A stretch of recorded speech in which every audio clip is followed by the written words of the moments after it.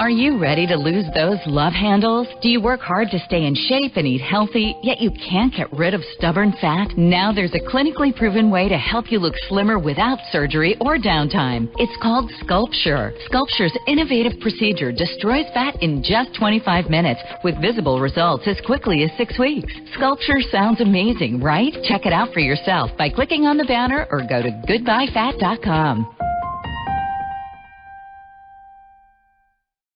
Blog Talk Radio.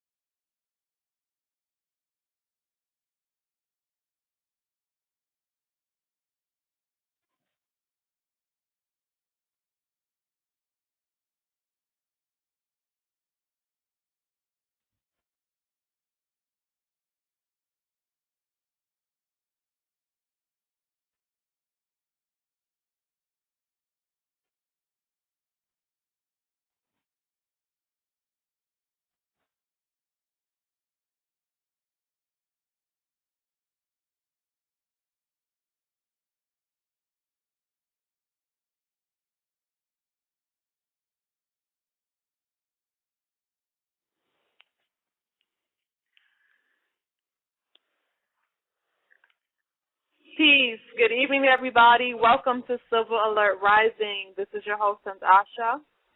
Thank you so much for connecting, as always. And we have a special night upon us. And it's special because this is the 127th commemoration of Prophet Noble Drew Ali's solar return. Prophet Noble Drew Ali was born on a Friday, January 8th, 1886, in the continental North Carolina area, which is nearby Moorish County, Arabia, and the areas of Carthage. These areas are not, very often mentioned, and just with focusing on like Moorish County, it was changed over from Moorish to Moore County. And Arabia is one of those areas that's not even hardly mentioned, and you could pretty much go through the town in seconds. But it's just something interesting about the whole energy over there in that area. And Prophet Noble Drew Ali, as many of you are very familiar, he was the establisher and the resurrector of the Moorish nation within the Western Hemisphere here. But there's a very detailed, in-depth history that is connected to the Prophet. And tonight we have with us Taj Tarik Bey and Amen-El Taj that will be joining us, as well as Mariah Bey. And I see here that the phone lines are already, everybody is pretty much in queue. So I'm pretty sure we'll have a lot of guests and some commentary and callers coming in. If you are in the chat room, you can just call in direct to 858-357-8450. Again, that's 858-357-8450, and then you can press option 1, and that will let you in to the line. One of the main questions I will have for everyone is if they could just chime in and share when was the first time that they even heard of the Prophet Noble Drew Ali. Where were they? What kind of impact, what type of information did they receive?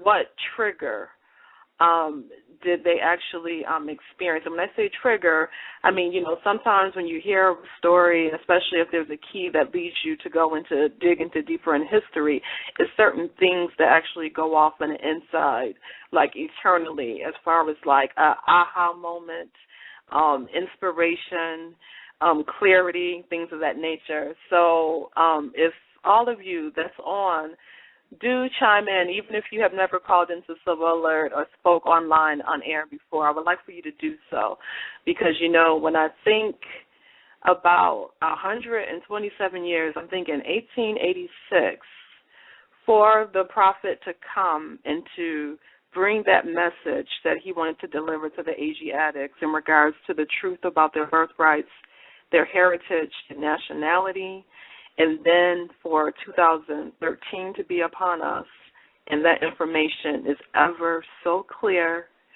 and the orchestrated methods that have been used to keep the Asiatics in the dark about very key things, I mean, it's just so relevant.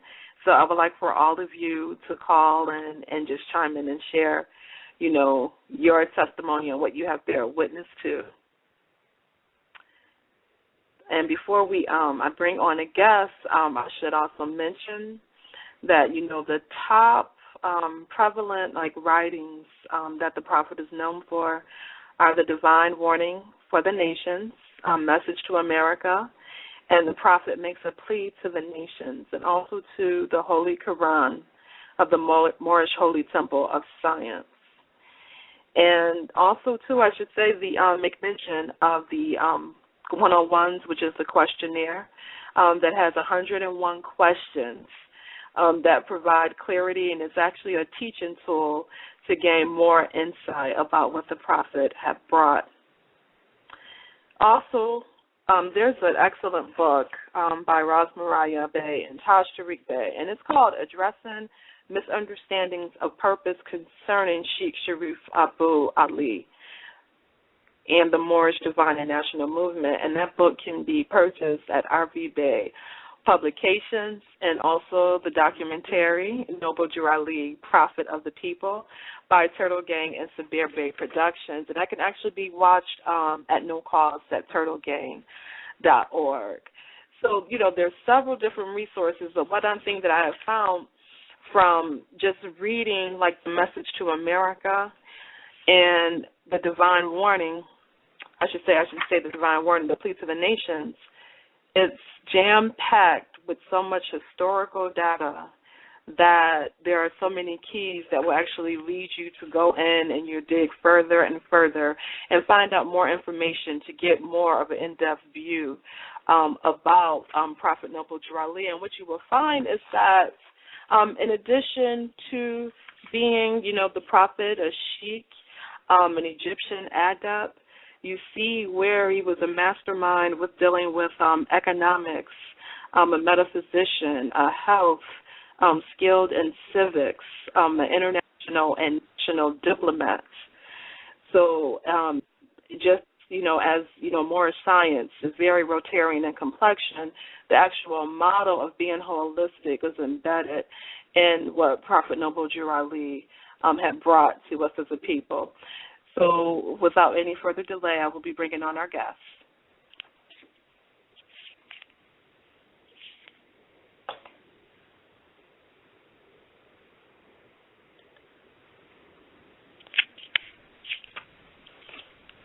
Islam, Raz. Islam. Oh, Islam, Taj. Hey, welcome. How are you doing? Islam. I'm on Raz's phone, so we could have it on the speaker. So we'll be speaking from this phone. She will be too. Okay, then. Islam, Raz, how you doing? She's upstairs. Islam for her. Okay. She's upstairs. She's running around getting stuff. Okay. I know how that is. And Brother Amen? Islam. I'd like to give, yes, first, before we begin anything, I'd like to give honor to the Prophet and all the wonderful and potent blessings.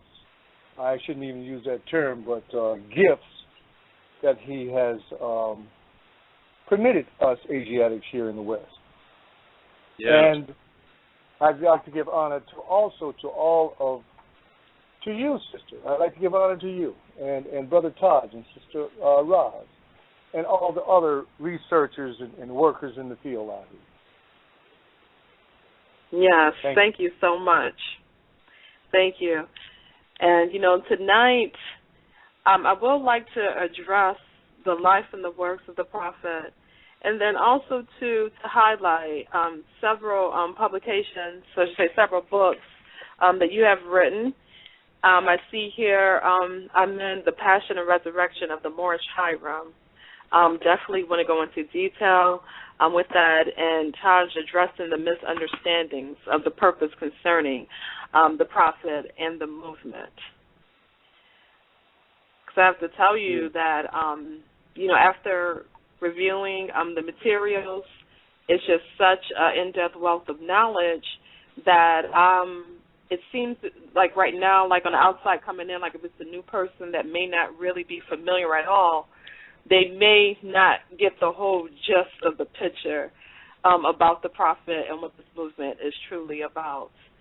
And so, like I was saying when I opened, for 1886 and to have that much vision and coming and making those movements, especially with traveling abroad within the early 1900s, going to Egypt and then coming back here, establishing the temple. And that was just not even, 10 years? 10 or 13 years? After, like, the end of slavery, just about? Yep. So that was definitely being light years, ahead of its time. Taj, if you could just begin with, when was the first time that you heard of the Prophet, and where were you, and how was his message delivered onto you? Well, I had heard of Noble Jurali with limited information, and the first point when I got any what you would call any not in-depth but a little bit of inside information was from the Nation of Islam. I became assistant minister in the Nation of Islam, Temple number 10 in Camden, ETC, and that was around 1966.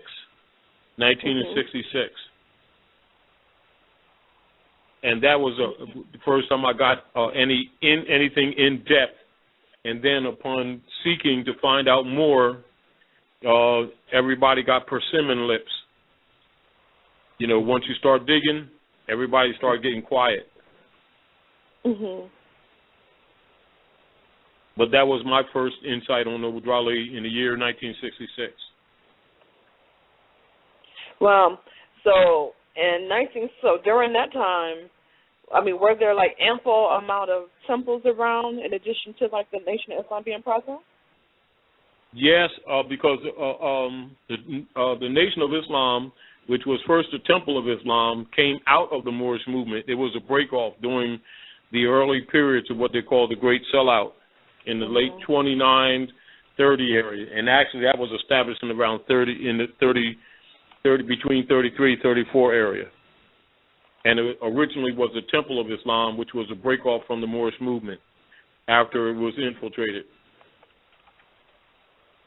Mhm. And Amen. And what about yourself?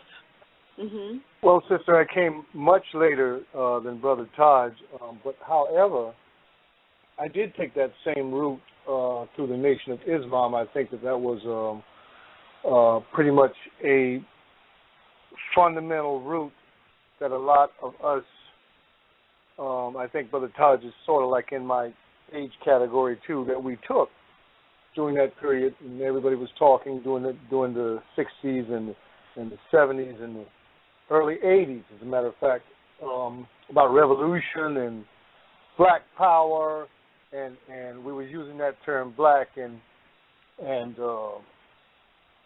you know, being proud to be black. And I had not heard of the Prophet Noble Drew Ali during that period. And it wasn't until maybe about 20 years ago, maybe about 20 years ago, or a little bit more than that, that I heard about the Prophet. And similar to Brother Taj, I became extremely interested in everything. I wanted to learn everything about the Prophet that I could.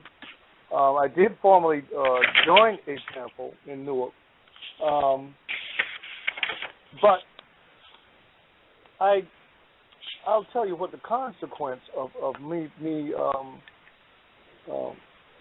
attaining some of this knowledge. Well, first of all, it was such a shock. It was such a shock. It was such a shock to me to learn that so much history, so much of our history, had been systematically buried. If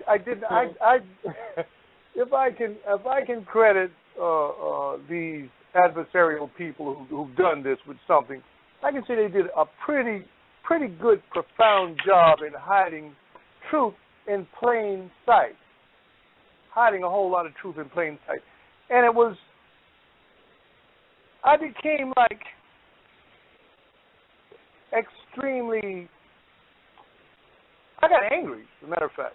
I got very angry because I said, how is it possible that I've come through all this entire structure and learning all this stuff here, and nobody ever told me about the Moors and about this great history that's been hidden here in the West?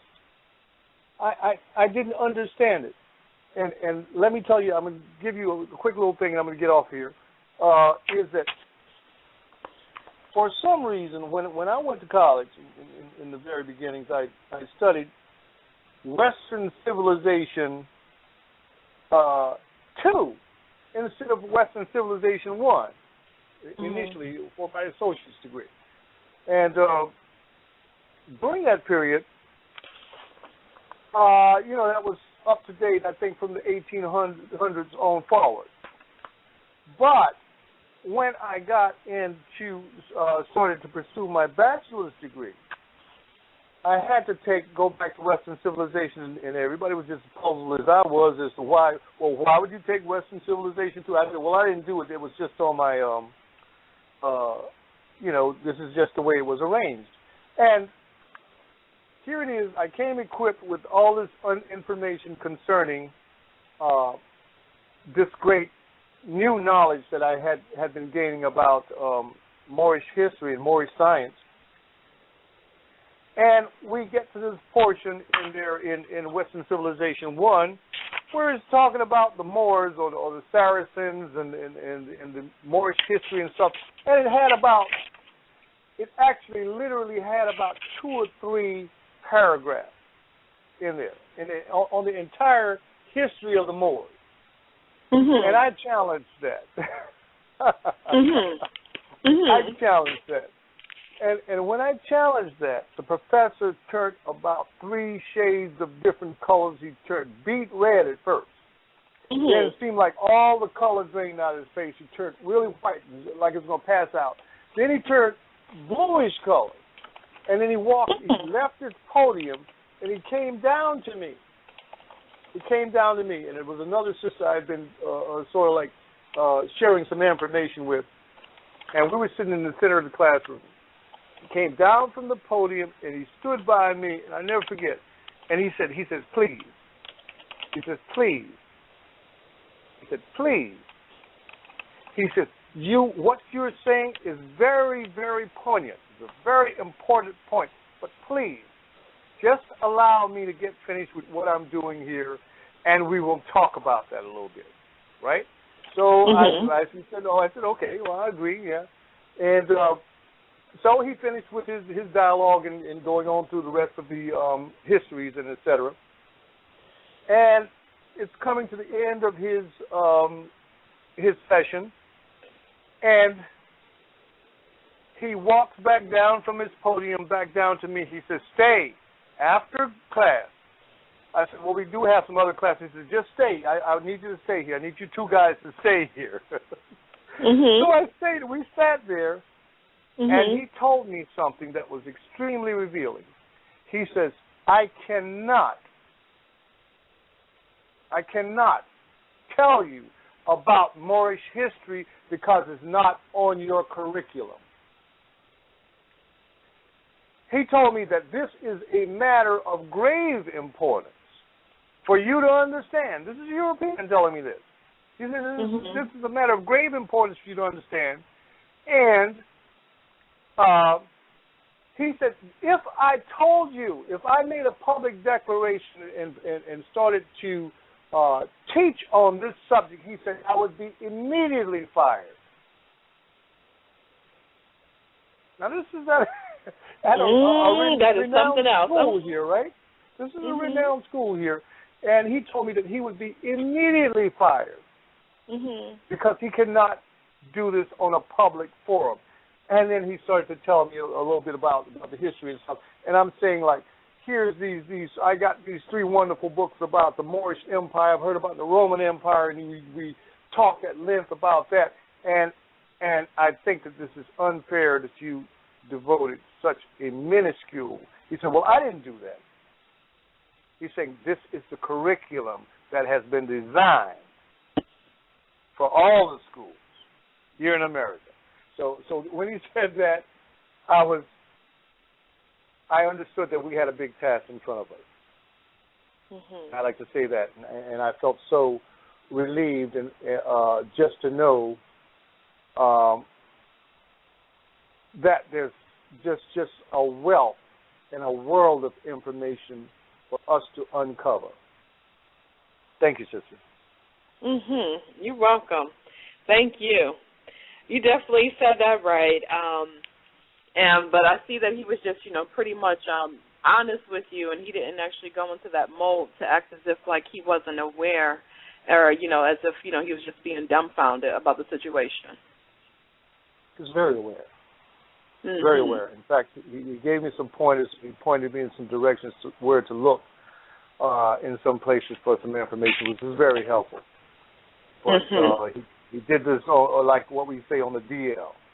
He didn't want to publicly do this. Said he risked his position, risked his career, so I didn't I didn't really want to see him jeopardize himself up there. He gave me a lot of information, as a matter of fact. I see. And Taj. Yes, Islam. Yes. I would like to start with a bit about the early beginnings of the Prophet. I understand, yes. that me and you had several conversations, and I noticed that there was definitely like a need for him to want the people to focus more on the message and the actual works that was at hand and the reason why, as opposed to, who. But, with looking at everything, what I haven't come across, and I guess if you can provide some more information as to what was the Prophet's upbringing like, or his childhood, the spheres of influence. Because when I'm thinking about the journey of him going to Egypt, can you provide more insight as to how all of that transpired and how that came about? Yes. To give you some short, and I want to qualify before I begin to speak, because there's some things that is known about the Prophet and his family that the Prophet did not promote in the public forum, because he did not want the Moors to worship him and be also, bugging his family and doing the statue thing and that type thing and worshiping like they did with the other prophets. And one of the things the Prophet wanted to do and emphasize that he wanted the Moors to pay attention to the mission and to the words and not get caught up in deification, because one of the problems with the Moors of the Western Hemisphere is that they are deicated. And deicated is a term that's used for people that are preoccupied with idol god worship. Although you don't hear many scholars say it, many adepts use that term for people that are blinded by idol worship. And so when it came to his family and the exact areas where he was, he would give a general, but he also suggested that not be promoted relative to his family, etc. Now, however, what is exposed in general that is usually given to the public is when he was young, his aunt raised him, etc., partially. And also he spent time with the Anayanwia, which we would know as the Cherokee tribe, but as Anayanwia, etc. And also in the early years with his family, there's a great family friend named Drus Ali, who also preserved some of the ancient culture and exposed some of the information to the family before he made his trip to Hikupta, which we know as Egypt, and whose real name is Hikupta, is the name of the land.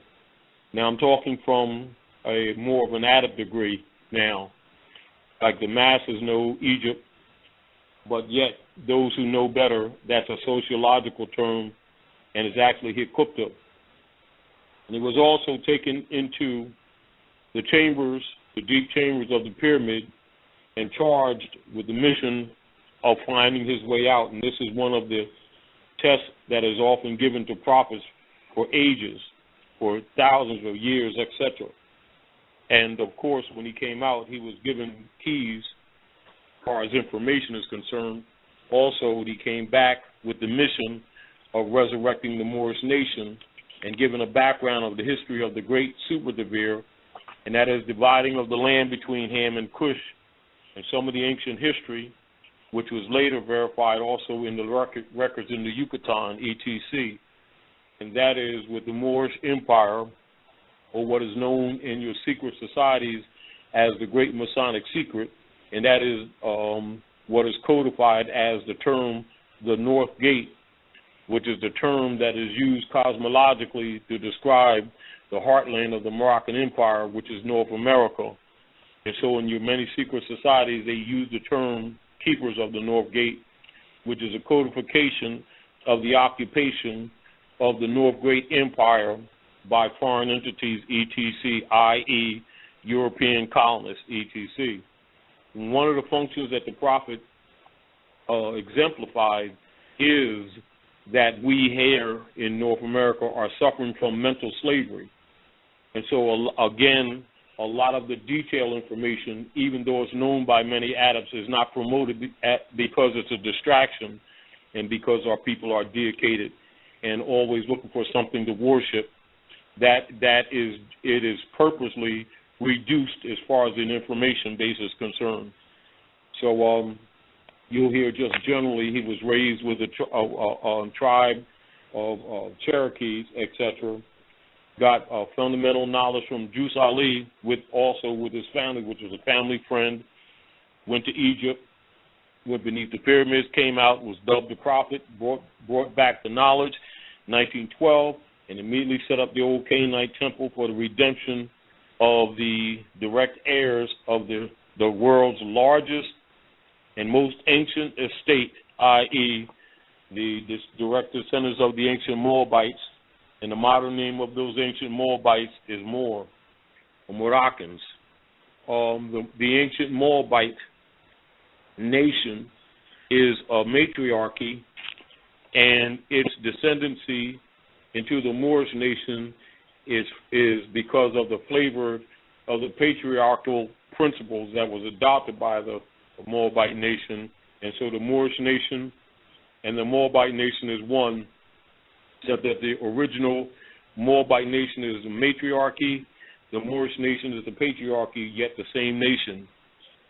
And these are the heirs of the world's greatest estate and also the center of the controversy of the entire world's politics. And because so much effort, as the Grand Sheik was saying, has been made to suppress the knowledge of the estate, the birthright, and the culture, the major focus of the Moorish divine and national movement established by Prophet Noble Drew Ali was the resurrection of the nation, was the dissolution of the mental slavery that the descendants suffered from, and the enforcement of constitutional principles which has root in ancient Muslim law, etc., which is derived, which is the United States Constitution is derivative of that ancient knowledge, including the fact that the so-called founding fathers were all deists and were actually adepts and students of ancient Moabite history, which is preserved in what they call their Masonic orders, etc.,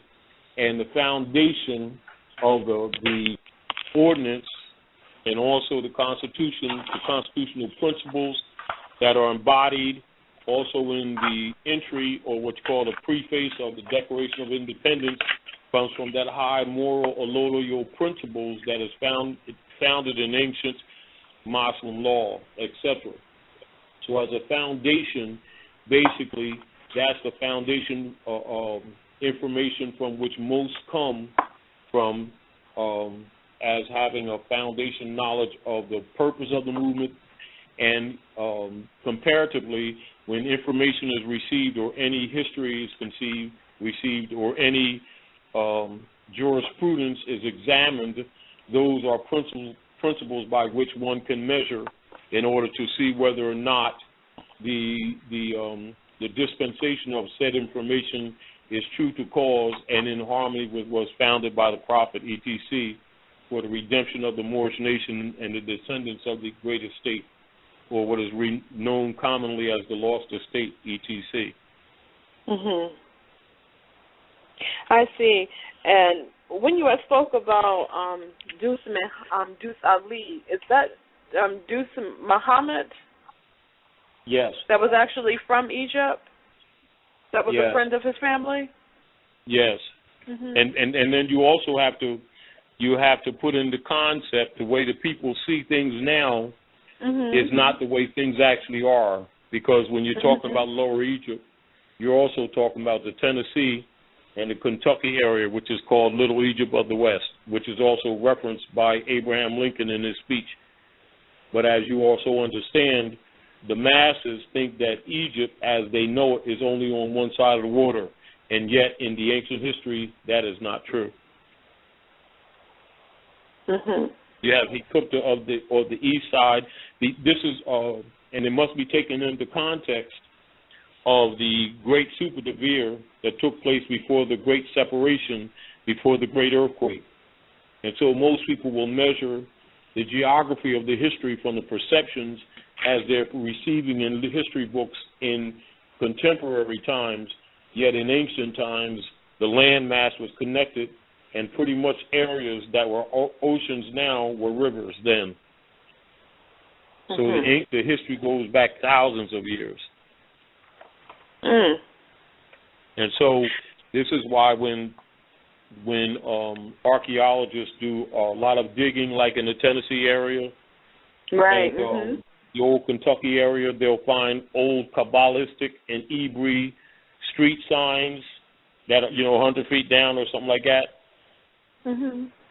An old coinage with pyramids on it, with ancient both cuneiform as well as what they would call Egyptian hieroglyphs on it.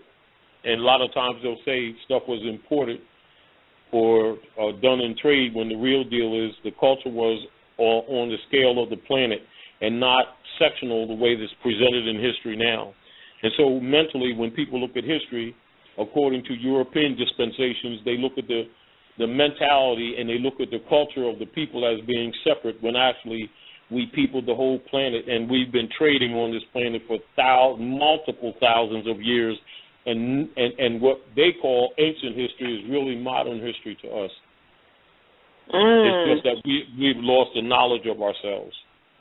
And so some of the same culture that you'll find in the deepest ancient temples in Egypt, you'll also find in the Yucatan, in the areas buried that they don't talk about much, that they let the jungles grow over, including the ancient scientific complexes.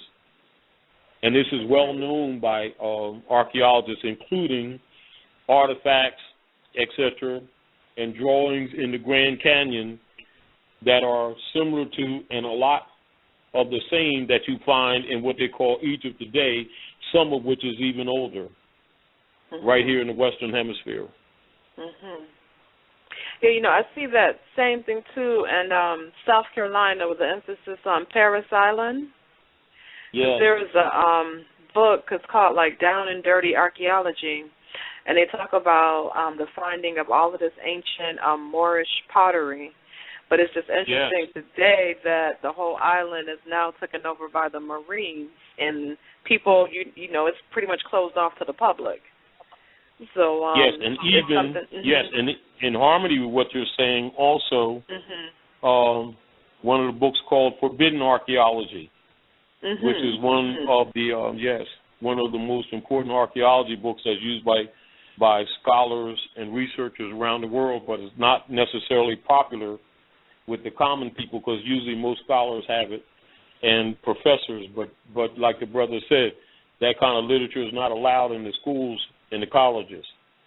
And of course, people would begin to recognize immediately that their perceptions of both the people and the world and the geography is not only skewed, but absolutely incorrect and deliberately wrong. But those misconceptions were by design in order to bury the history, because it's difficult to enslave an educated people. So one of the things that was focused on by the popes of Rome through the Inquisition operations was the burning of literature, which they did in what you call a strong process for over 300 years. So you can imagine how much culture they destroyed in order to bring the people into the level of darkness that we suffer from today. And yet, even after so much effort, anyone that starts to do any sincere research will start uncovering treasure troves of information in spite of the hundreds of years of destroying literature by the Romans. The other thing they'll discover. Go ahead. Islam. This is Brother Amen.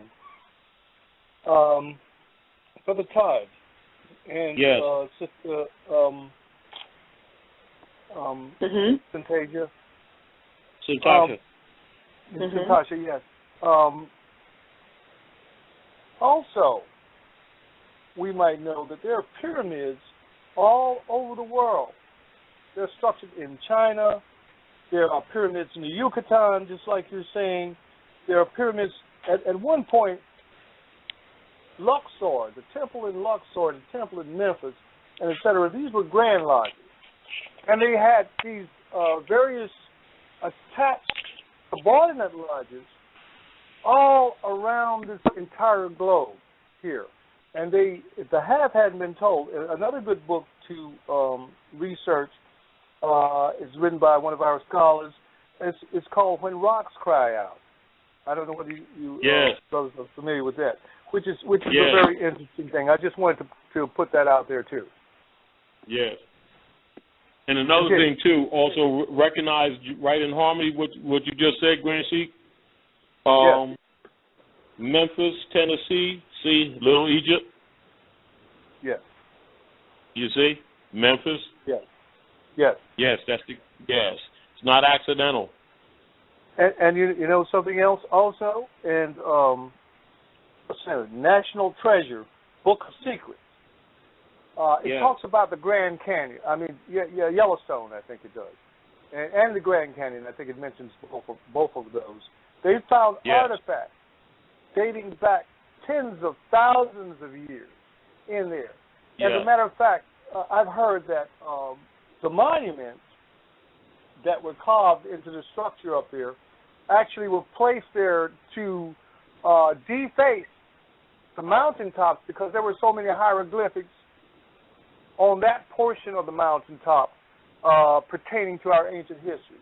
And in the book... and a lot of it was destroyed to remove even while they were doing that. Absolutely. And also, the world's largest pyramid was in Mexico City. And it was so large they used it to build a couple of cities with. The stones as they tore them down. Absolutely. And they were just as big beneath the earth as they were on top of the earth. Yes. That's the profound thing. They had channels and subterranean cavities that are still being investigated. Even in Giza, the Giza complex over there, they're discovering that beneath the Sphinx paws, there are huge cavities that are down there, but the Egyptian government, forbid any type of research in that area down there because I'm sure that they are afraid of what they will find there. Also, NASA, you know, in some of their hidden pictures, they also have energy lights that vibrate energy that are from space that can be seen coming from the tips of all the pyramids that are still emitting energy in harmony with the star patterns. I am sure, and these different markers are the Earth, just like it's outlined in our body, the meridian system that's documented by the Taoists and some of the Buddhist researchers and scientists. There are meridians that crisscross the Earth from the north to the south pole, and then concentrically around the Earth. And these are the same as the meridian systems that are in the body, as above, so below. And we find these centers, or these great temples, situated along these points, just like acupuncture points in the body. They're stone temples. Is exactly right. Absolutely. And also, part of that grid line, which is also used for navigation, is what Americus Vespucci was researching when he sailed from the Moorish city of Cadiz. Actually, that they claimed that, you know, America was named after Americus Vespucci, which is a falsehood. Right. He sailed from the city of Cadiz, and one of the major missions was a study of the grid lines, and based on the star charts of how the Moors navigated with the sextant and rudder on the open seas.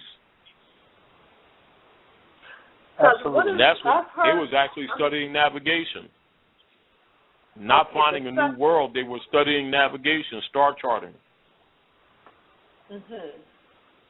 Now, the sextant and the rudder, please explain exactly what that is. I've heard that in regards to, the rudder, the rudder, when you talk about rudder and sextant, that's generally loosely used with the principle of navigating the planet according to the sun, the horizon of the sun. The sextant is where you see sort of like what you call, looks like a compass, all with an arc on it, and a sextant that represents for 6, etc. And you deal with it starting measuring the stars according to their relationship to the horizon, etc. And like in the dark of night, Moors have always used that because the culture on the earth is cosmogony. And so the stars have always been the guide point by which the grid lines of the earth were laid out. Even the cities on the earth were laid out by the grid lines of the stars. And for thousands of years, not recent, this is the culture on the planet. Moors navigated by that on the seas and on the land. So the sextant is generally used on the land, and the rudder symbolizes both the ship on the water and the ship of state on the land, or what you call the ship of state, or what you'll call government. And so that same principle of navigating with the compass on the square, which is called isonomy, which means equal rights and justice for all members of society, is a principle that is used, and it's also symbolized in the Bible as the carpenter's tool. And so the symbol of the rudder, the same rudder that you would see on a ship, that rudder with like the paddle, and then you would see the sextant that was also used in coats of arms in many of the Moorish regencies for thousands of years. And so that's where you get the term the rudder and sextant. And also I'd like to say, there's some information I was studying up on the ancient kahuna of Hawaii. They were saying that the adepts or the kahuna, these mystics there or the masters there, were able to lie down in the ships, and they didn't need either sextants or compasses because they could feel the orientation. They were that in tune with their bodies and in tune with the lines of force that they could feel when the ship was moving off course. And they because they would operate by the magnetic fields. Yes, absolutely. So all of these are possibilities and potentials within us right now. Yes, because they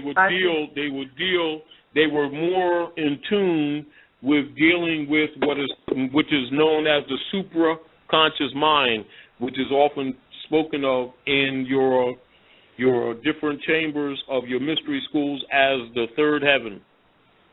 Absolutely. And this is what primarily you know, Brother Taj, that I focus on that dimension. Yes, and of course that's part of the metaphysical philosophy that most of the people relative to their ancient culture have lost, and instead have started following after the idol god systems of the Romans, who have adopted the culture but have given it personalities and then have twisted them and then put European faces on them. And so people's concepts of the forces and powers of nature and the universe have been lost or skewed into belief systems that actually puts the people in a position of disassociation. Absolutely. And, you know, and talking about the navigation and the disassociation and everything that was going on, around 1913, when the Prophet had established that old Canaanite temple, I see here where Woodrow Wilson was an author. So can you all provide insight on how was the prophet able to navigate, to set up, and to bring about and like to really to market the message and get the word out in the manner that he did? Yes. Now, so first we'd have to put into context a little bit of world history so that people would have a proper concept, because a lot of times people will approach this information as if their consciousness is amongst Moors and not amongst others, which is a mistake. Okay. In all your secret societies, including in actual facts, even in the Nation of Islam, and this is for many of Nation of Islam members or others who would take a position that that's not understood, it is said in many societies, this question, what is a Mason? The answer, that's the question. What is a Mason? The answer, a Mason is a Muslim son. That's the answer. And the deal of it is, what that refers to is the Renaissance men in reference to Europeans.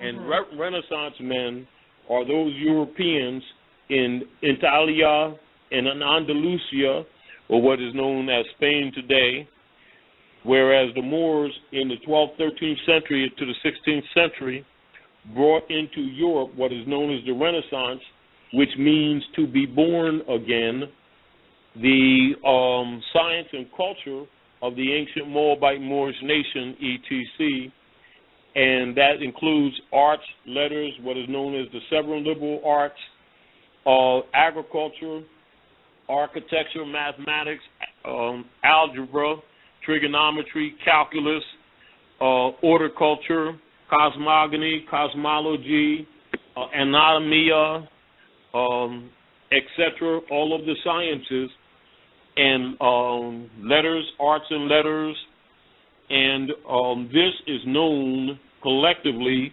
as the Renaissance period, and it brought the Europeans out of darkness into marvelous light, etc. That was the end of what is known as the medieval period, and the era of time when Europe came out of darkness and came into the modern era. And so all your Renaissance men or your rulers of the European nations are Renaissance men. And it's at the foundation of all their high-level secret societies is the study of Moorish culture, which is why all of them in their rituals wear the Moorish fez and dress in Moorish garb in their rituals, etc. And so when people are looking at Woodrow Wilson and other ruling Europeans in the Western Hemisphere and the world and may entertain the position that these people don't know Moorish culture, they are most sorely mistaken, for the foundation of the civilization on the planet is Moorish culture, which is why they all have the fez. So when you're looking at Woodrow Wilson or any other European in their political activities, because they're not necessarily public with what they know, make no mistake whatsoever, they are thoroughly Renaissance men and know Moorish culture, etc. So when Noble Drew Ali set up the old Canaanite temple, the real thing that occurred is that it sent shockwaves to the Romans, to these Europeans in the Western Hemisphere, because they knew that the light had come and that the time was near that the nation would be resurrected, because so much energy had been put in by the Inquisition operations in the Western Hemisphere to crush this knowledge or to burn it out and to write us out of history. And the prophet was the establishing signal that we were not dead. And so the ritual that they have in the secret societies about Hiram Abiff, the great architecture, is really about us. And the deal of it is that Drew Ali is the representation and, in fact, of the resurrection of the ancient Moabites, etc., which the Europeans thought they snuffed out. And so when the Drew Ali brought the principle of the resurrection of the Moorish nation, logically it spurred both support and opposition amongst Rome. For many of the high priests amongst the Roman nations, knowing that cosmologically or astrologically, according to the time, it was time that the keys were released And then you have others who are in opposition because they've gotten spoiled by sitting in a throne and enjoying the spoils of an estate that is not their own, i.e. colonial operations in the Western Hemisphere, and they have been being the keepers of the North Gate. So keep in mind that when Dwali set up the old Canaanite temple, Woodrow Wilson and all of your other rulers were well aware of who he was and what this period of time represented. And so you have, at the same time as Dwali set up the old Canaanite temple in 1913, Woodrow Wilson met with representatives from the popes of Rome and other European bankers off the coast of Georgia on an island called Jekyll Island, with the intent and the purpose of them selling the government to representatives of Rome under the secret Treaty of Verona, which can be found in the congressional records, etc., whereas their intention to overthrow the Republican form of government, which was established under the Peace and Friendship Treaty between the Moors and the European nations, of which the United States, being a Sureties and Holdings Corporation, was set up to do business in the Maghreb al-Aqsa, which is the Morocco, the furthest west, which is represented by the Stars and Stripes, which is a trading banner, with the American flag being the red flag with the five-pointed green star. And so when you talk about Weems and other writers, and they're talking about George Washington chopping down the cherry tree, the cherry tree is symbolic of the Moorish flag, which is a red flag with a five-pointed green star in the center. And this represents the overthrow of the Moors in the Western Hemisphere in ritual form. Also, with what is known as the Mummers Parade, that has been traditionally held in Philadelphia at Pennsylvania territory, etc. And they originally would do that ritual of the Mummers Parade, and they would dress in beautiful colored garb, and in every parade, at least one or two or more troops or different brigades would also have crescents and the stars displayed one way or another. Also, they used to do what they call blackface, and they would dress or assemble the parade at 6th and Moore Street, and then they would march west and turn 90 degrees on Broad Street past the old battleground where City Hall for Philadelphia sits right now, which is designed just like a mosque with 4 gates, and the law of the Moors in the center, which is the zodiac law of the universe. And then at the north gate, it has a parapet, and the cornerstone is not on the outside, the northeast or west side of the building. It is indeed in an open grave pit with a brass rail in the dark corner of the north that has pillars with humans holding up the pillars, which symbolizes the pillars of Atlas. And then right outside of the north gate of the City Hall, of the open gate, because you have 4 open gates representing the 4 corners of the lotus symbol or the mundane cross in a square. Then you have the Masonic Lodge, number 1 North Broad Street, to the right, and then they have, in recent years, they put the statue of Willie Penn at the top of the parapet, and he's facing 23.5 degrees east by northeast, facing the Grand Lodge. And when they would do the parade would end as soon as they passed the City Hall, which was an old battleground, and it would end at the Masonic Lodge, etc.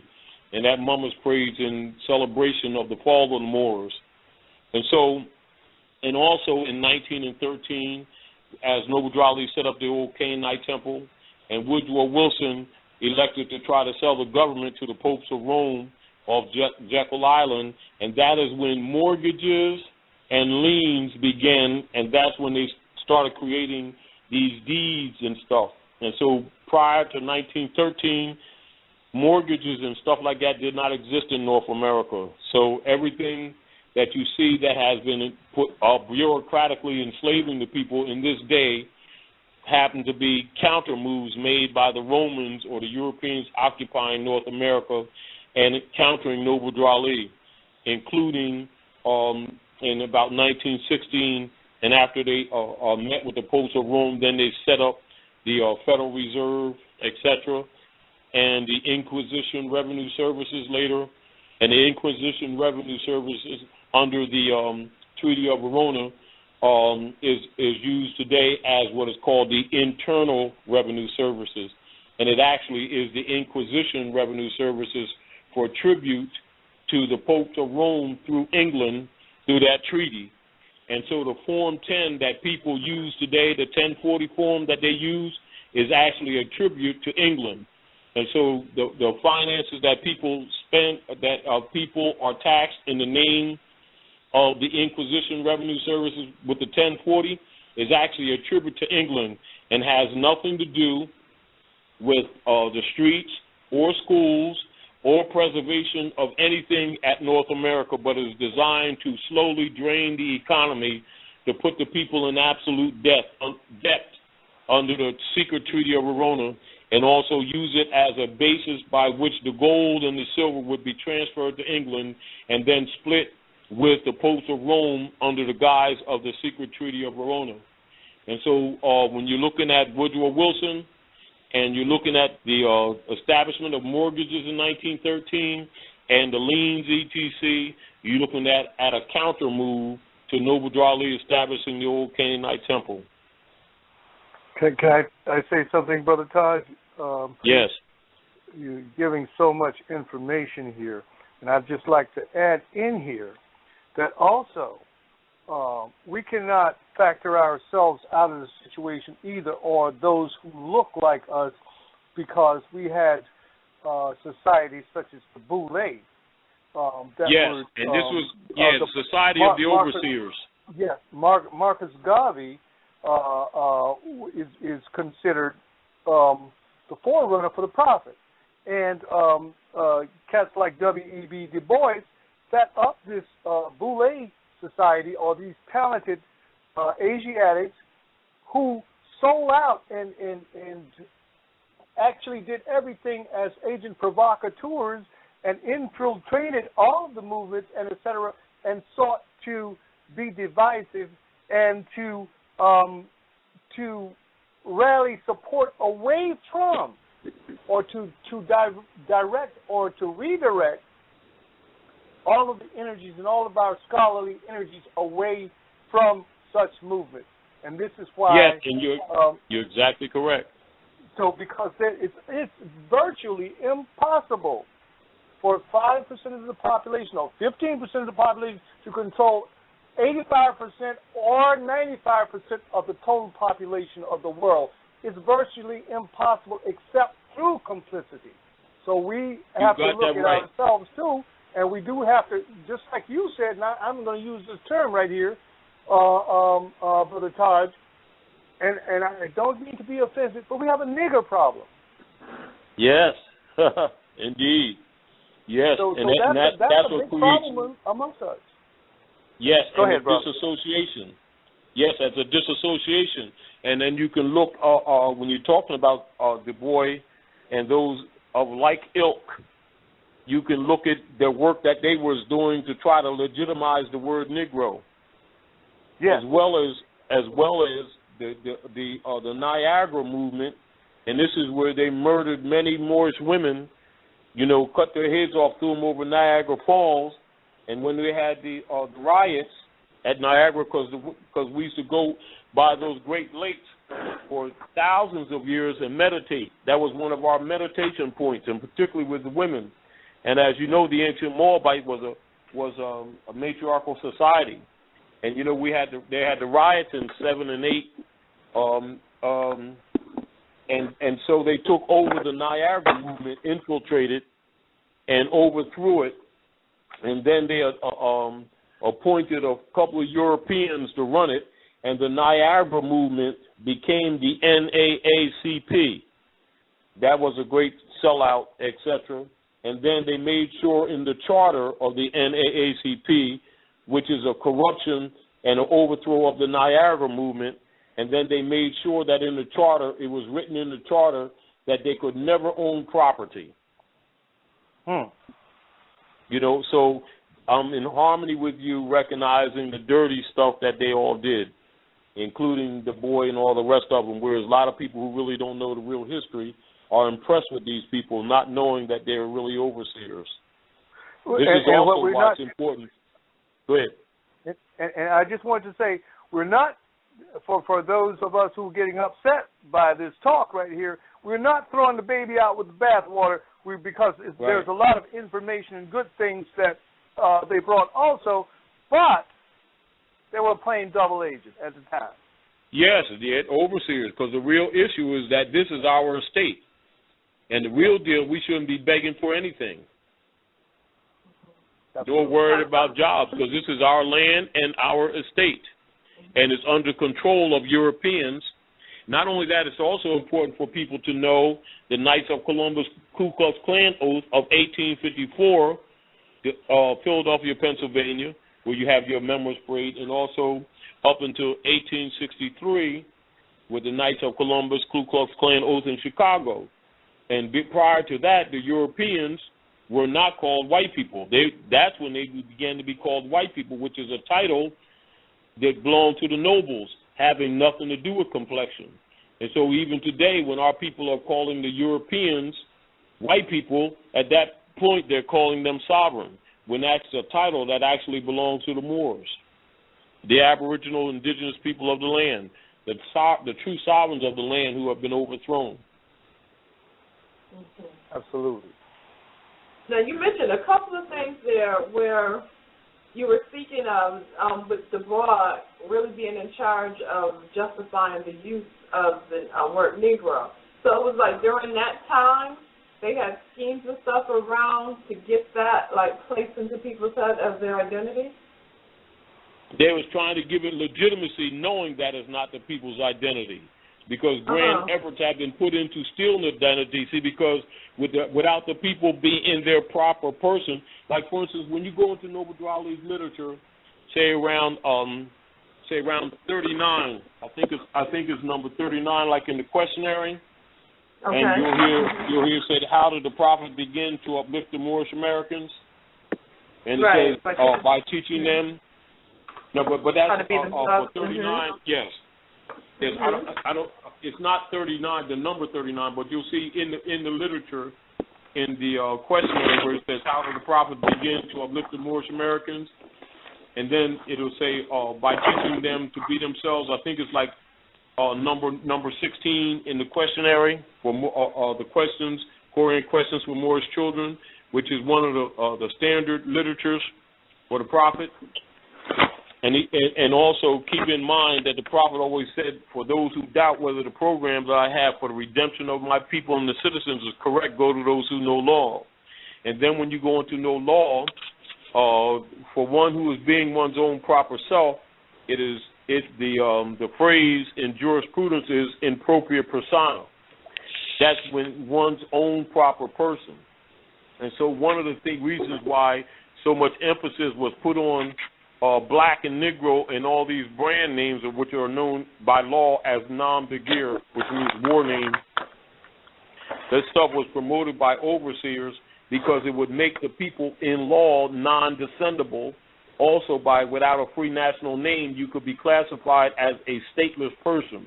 And logically, immediately, by virtue of the condition or the status of the people being neutralized, it would give the corporate states and their operatives immediate, what you would call wardship tenure position over the estates of both the heir, their property, also, and all things descendable, hereditaments, etc.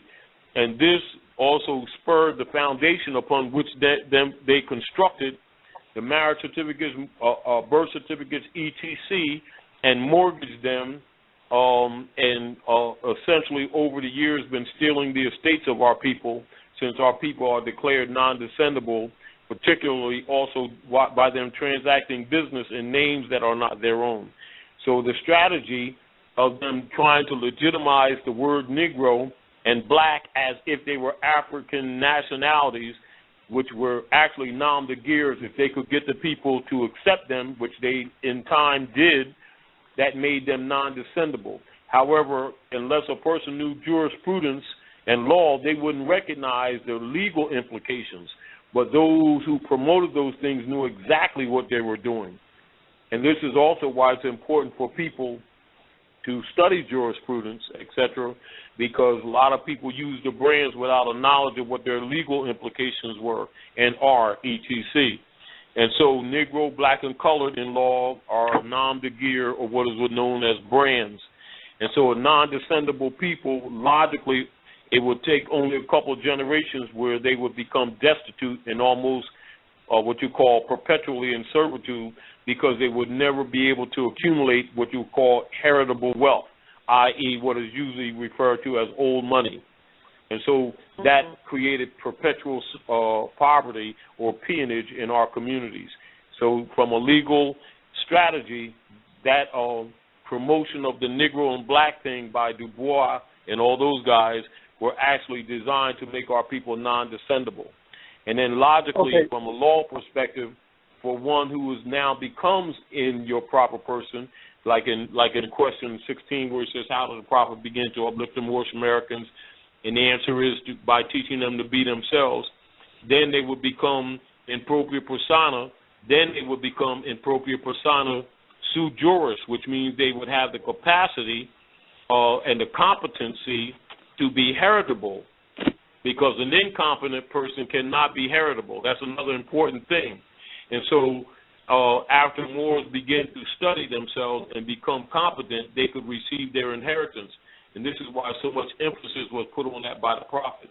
Also, at that time, they would be in propria persona, sui juris, sui heredis, which means they would be in their proper person, competent to run their own estate or to receive their or to run their affairs, and also be heritable by being in their proper person. Therefore, the corporate states and the representatives who would hold them to wardship would not have a legal standing to so-called escheat their inheritances or their estate, which has been the practice. Can I chime in right here, please? Brother Taj, absolutely. In the formally, there's a book that was written by an author, Theodore W. Allen. It's called The Invention of the White Race. And it formally, when these terms start to be bandied about as common script, was right after what they call the Bacon Rebellion that took place in Virginia, I think around 1676, 1677, around that area. And that's when you had a bunch of, you had these Europeans who were also bond people here, the Asiatics who were here, the quote unquote the native Asiatics who were here, and you had the Italian people who were here and the Irish people, and all of these people got up and they started rebelling and started fighting over quote unquote Indian land. And so interjection. European royalty. Yeah, this is where you get. With Horace Greeley, that New York newspaper tycoon, where go west, young man, etc. Absolutely. And this is where they start claiming our estates, and then they take the E off, and that's where you got your corporate states. Yes, and you had the European royalty. They got together and they said, well, we're going to have to solve this thing some type of way. So all the people who sort of look like us, we're going to give you a type of title. We're going to call you all white people. Instead of you being an individual Italian, you being an Irish, and etc., we're going to call you all people white people. And this is why you find the O'Malleys, the Kellys, all these different names, and etc., over the police department and over the fire department, because initially these were they were set up as slave patrols and etc. They were set up as slave patrols, and they were set up as fire patrolmen. And this is why you have this lineage going way back. And if you look, all you got to do is just walk in any police station and walk in the United States or any fire station and look up on the wall and look at the lineage of the people there, and you will find, unequivocally, you will find this Irish descent and Italian descent there. And this is what they had to do in order to pacify, even though they were never recognized with the same status as the European royalty. But in order to quell the descent that was taking place and to save themselves, European royalty elected to form or to create this invention, or to invent this title, which they call, or this false title, fiat title, called white race. Yes, yes. And remember, the white race came with the Whiggamore Party, and this is where the Europeans traditionally wore the curly wig to imitate the Moors in jurisprudence. Absolutely. And the Whiggamore Party later become known as the Whigs Party. And of course, you have the agrarian period, also where they started transferring the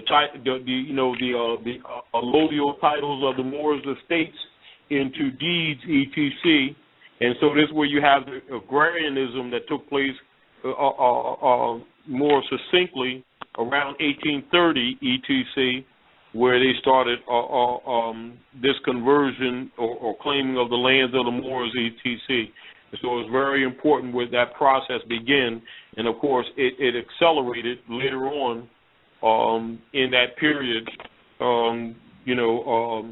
before the establishment of the Freedmen's Bureau, and of course with the Freedmen's Bureau later on in the 60s, and the closing of the Freedmen's Bureau when they established the artificiality to create the artificial man and the artificial person, which is the establishment of the 14th Amendment, whereas they could register those captured so-called Moors who were branded Negro, Black, and Colored and given European names so that the corporate states could move their estate and their property exactly like real estate, and that's where you get about the 14th Amendment created by 9 radical Republicans in order to bureaucratize forced servitude.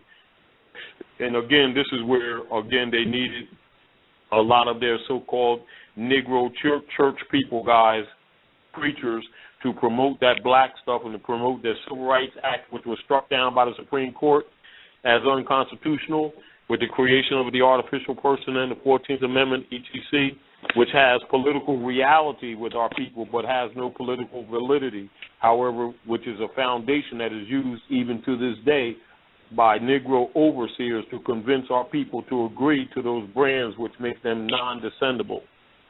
And so that's why it's important to recognize why Noble Drawley said the 14th and 15th Amendment is not necessary for the salvation of my people and the citizens. And this is also why it's important for people to have a good foundation in history, etc. And also why Prophet Noble Drawley made a school a part of every temple. And so every Moorish Holy Temple of Science, every Moorish Science Temple that has a charter, by virtue of that charter, must have a school. And so a school is an automatic part of a temple in order for a temple to be legitimate to its charter.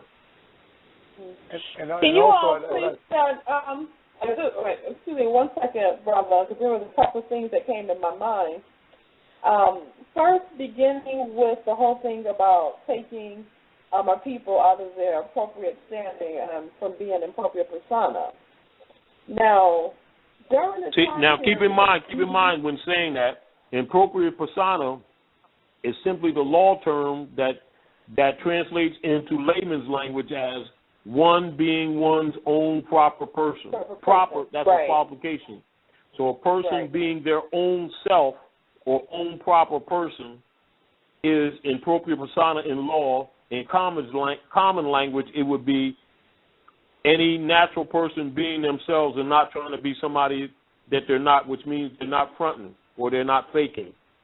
And so our people, claim to be Smith, Jones, and Johnson, Negro, Black, and Colored in law are operating what is known as stateless person and called a nom de guerre, and logically their process in communication with any legal process or inheritance will be classified as civiliter mortuus, which would be dead in the eyes of the law.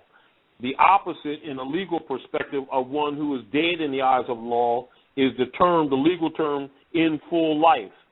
And therefore, anybody that's projecting so-called civil rights or something like that is implying that the people are seeking in full life status, but yet they are incompetent because the issue that they seek is not taught to them, which means most people that are working towards the exercising of civil rights need to know that the status that they're seeking is quote-unquote in full life.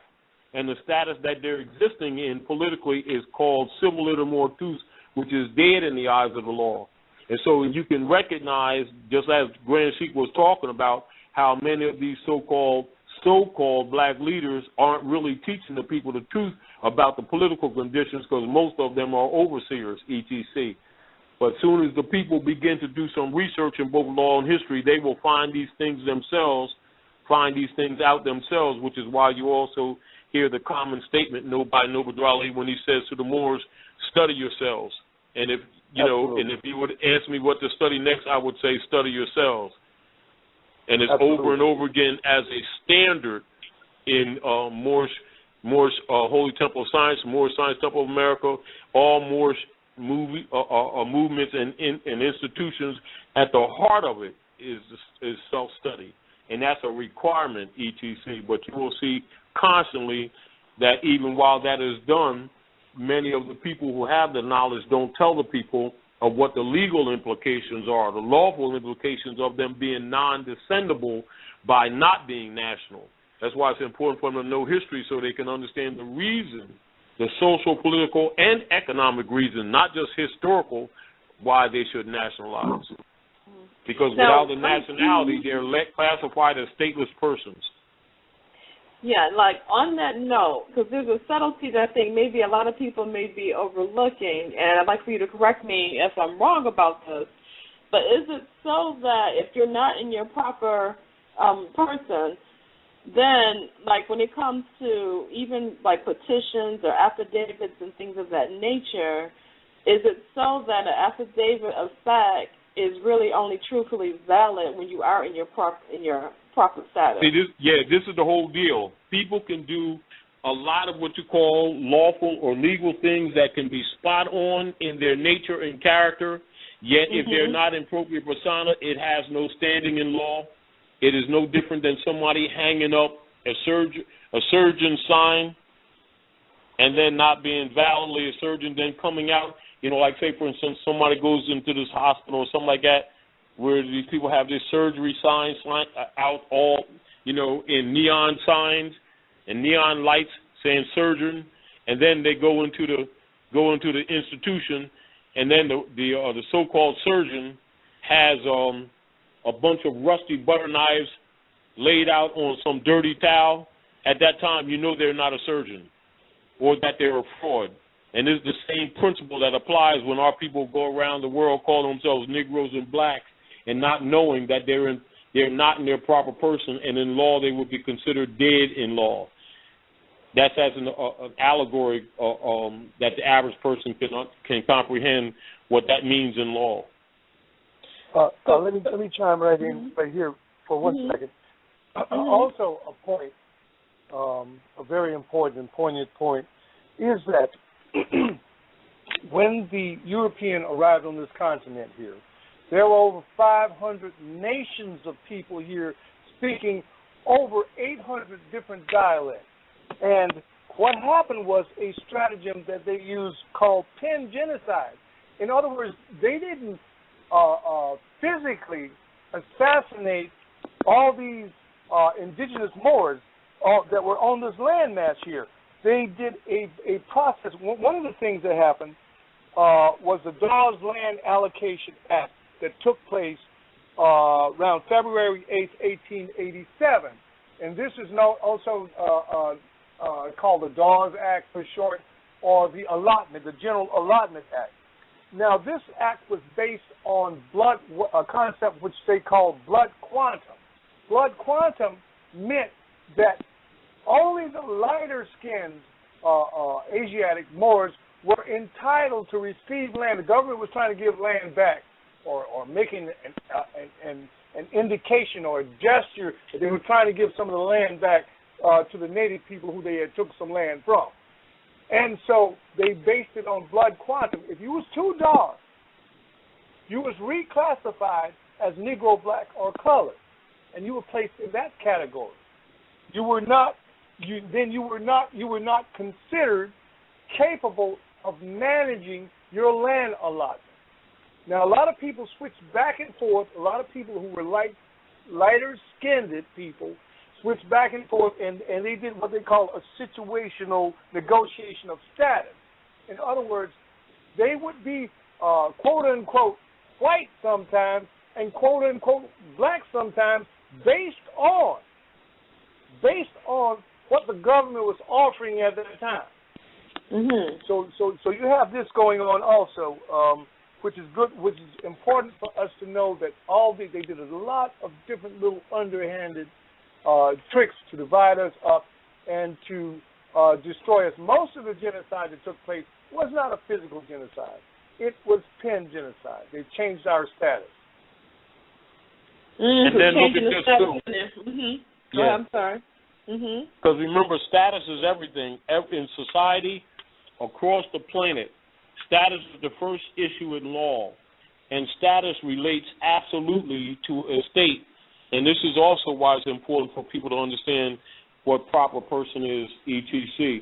Because without them being in their proper person, their status is dead, or the civiliter mortu status, and they need to recognize that status also equates in law to a state, and this is the capacity or the incapacities of one's operations relative to the rest of societies, as well as to one's concerns concerning one's property, etc. Therefore, someone who has a negative status cannot own property. And that's so important to know from the beginning so that people don't make assumptions that just because they went through the routine of so-called what they think is buying stuff and having deeds and things like that. This is another reason why through the trickery, all deeds that have been created at North America under European operations since 1913 with Woodrow Wilson, any deed that's sold to some persons anywhere at North America through the United States Corporation, those persons will be listed as tenants. While thinking that they own, they will be listed as tenant, i.e. they're sharecropping, and they need to know that. And this is the same principle with our people using the European names, that anything Absolutely. They buy or sell with those names is actually Absolutely. They're listed as franchisees.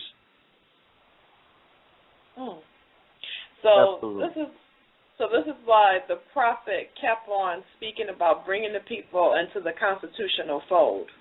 Exactly, because without that status, they can forget claiming property. And without knowing anything about law, they wouldn't even know it. They work through their whole life sharecropping their labor, thinking that they own stuff, and they don't own anything. Mm-hmm. Now, where exactly, at what point did the prophet really start digging into a lot of civics? Was it like that from the onset? Was it from independent study? Or was there like a sphere of influence? Well, from the beginning, but from an official position, even though it was like that, when you go through the microfilm, it registers this. We organized as the Moorish Holy Temple of Science in the year 1925 and were legally incorporated as a civic organization under the laws of the state of Illinois. And on November the 29th of 1926, the name Moorish Holy Temple of Science was changed to the Moorish Science Temple of America on May of 1928 in accordance with the legal requirements of the Secretary of State of Illinois. And so you can see up until 1928 in May that the instructions in the movement was predominantly civics, as you can see, and that the religious affidavit was adopted in 1928. Keep in mind that the prophet veiled his form in 1929. And so you can see the Moorish Science Temple as a name adopted for its corporate business only existed for 1 year during the prophet's span. But as you can see, the registration and all the legal documents and the microfilm will demonstrate that it was registered as a civic organization. Mm-hmm. And it's a divine and national movement. Yes. And civics is the science and discipline that treats of government, that treats of citizenship, the duties, the responsibilities, the social duties, the principles of government, etc., i.e., that is absolutely necessary for people to be competent in coming into the constitutional fold of government. Also, when you hear constantly here and there different statements concerning from the prophet to the Moors about taking their places amongst the affairs of men, immediately that stands for international law. And so logically, if people don't know civics, which is the science of government, they would be incapacitated relative to being competent in dealing with their affairs amongst the nations of the earth. So pretty much when you start looking at the registration of the Moorish Holy Temple of Science and the operations in the temple, you can see that the prophet structured it accordingly and made sure all the component parts which was necessary for the running of those regencies were in place. Mm-hmm. I see. And I mean, you were going to say something? No, I just wanted to say that. I'm sorry, say that again?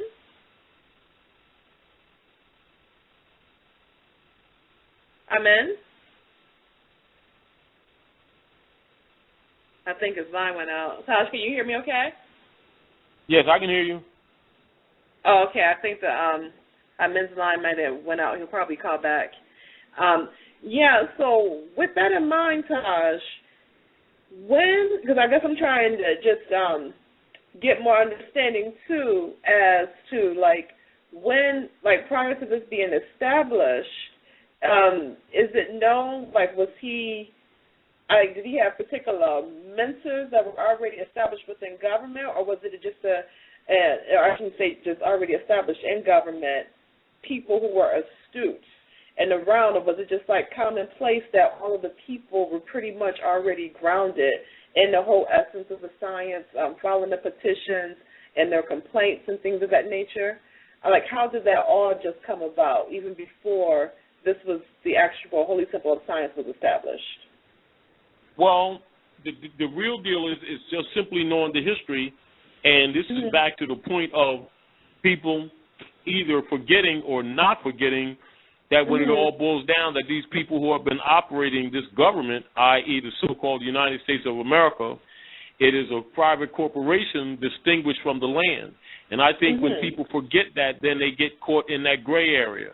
And then by Europeans starting to claim to be Americans in order to steal the birthright, people forget that they're not Americans.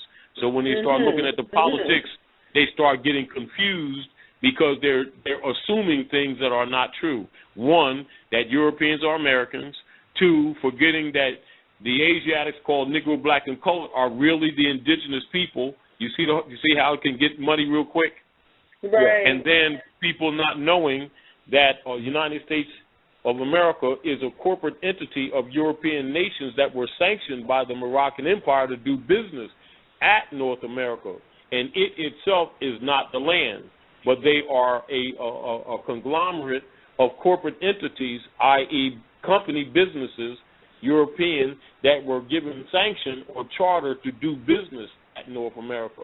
And because so much effort had been put into stealing the birthright, the truth about the history, as the Grand Sheik has been saying, has been covered up. And I think when people are just approaching this from what we call the contemporary perspectives of history, without a knowledge of the real history, they will always have the wrong concept of what's up. And so those questions will rise, but they'll usually arise from people having a preconception which is false upon which to even build the question. You see the point? I see what you're saying. So even the questions, though all questions are legitimate, questions are even structured from assumed information that in fact is just not true. I see. Yeah, the reason why I was asking that, because, for example, with yourself or even me or just other people that you come across, there's a time when they may come across certain people or have certain experiences that lead to further study or to gain more insight. So, that's the only reason why I had asked that. And yes. As far as, again, like I say, even a lot of the experiences that our people have one way or another is with the pre-existing agenda of suppression of information, and a lot of times people are looking at Inquisition operations, which is actually what's taking place, and the operations of the loyalties of both Europeans and agents operating for them and with them under the secret Treaty of Verona. They'd be assuming that it's just the code word that they use called racism, meaning just an attitude, and therefore even then their thought processes would be based in improper foundation. Okay. I mean, it's so vitally important for us to reestablish with the people that they're standing at Morocco, meaning that if people don't know that North America is Morocco, immediately any questions they have about the geography is already wrong. If they don't know that, they're standing at Northwest Africa, Maghreb el-Aqsa, Morocco, the most extreme west, their concepts would be wrong. If they don't know that the so-called founding fathers were not right-wing Christians, but were indeed deists that were studying Asiatic African culture as a foundation of them being brought into the constitutional fold of government even themselves, that their approach to both this said government, the republic, would be distinguished from that which they think it is, which is the democracy, which is the code of the overthrow under the secret Treaty of Verona, which was also enforced by Woodrow Wilson. So it's important for people to have those things as a foundation anyway, so that when these questions come up, that they're in context. Because if those backgrounds are not there, even if you give people answers, their context will be wrong. And also, I'd like to say also for all of us that this entire subject matter of history is an artifact that was created in Germany during the mid-16th century following the Renaissance. This whole history that we have is a constructed history. It's not that's in vogue now, that we read in the history books, that we go to school, we study in the history books. All this is a constructed history. And the boundary lines have changed, the places of the named places have changed, and the people have changed. The names have changed. But the stories have changed because it's written from the perspective of the person in charge, or the person, or the conquering person. So that's what I have to, I want to present right here, because we are looking back and we are thinking that a lot of this history is going way back hundreds, thousands of years, and it's not. It's not going back that far. They don't have a history to go back that far. Most of the history all the history that you find in the books is still based on the Christian concept of 4004 CE or BCE, before the Common Era. This is when they say that everything was created. God created the world in 7 days in 4004 BCE. This is the Christian concept, and all of this is constructed. This is constructed by under the auspices of the royal or invisible colleges that took place and that were formed, of which Roger Bacon, Shakespeare, and the rest of the crew were part and parcel of that same tradition. Yes. Yes. I see. And this is why, again, to put things in perspective, just like the Grand Sheik said, while every once in a while we'll just have people to read one of George Washington's letter to the Sultan of Morocco, so that people will recognize from his own words that, one, he wasn't the first president, which is the general misconception that's taught in all these schools, and also you would recognize the absolute tie of the United States to the Moroccan Empire by George Washington's own words.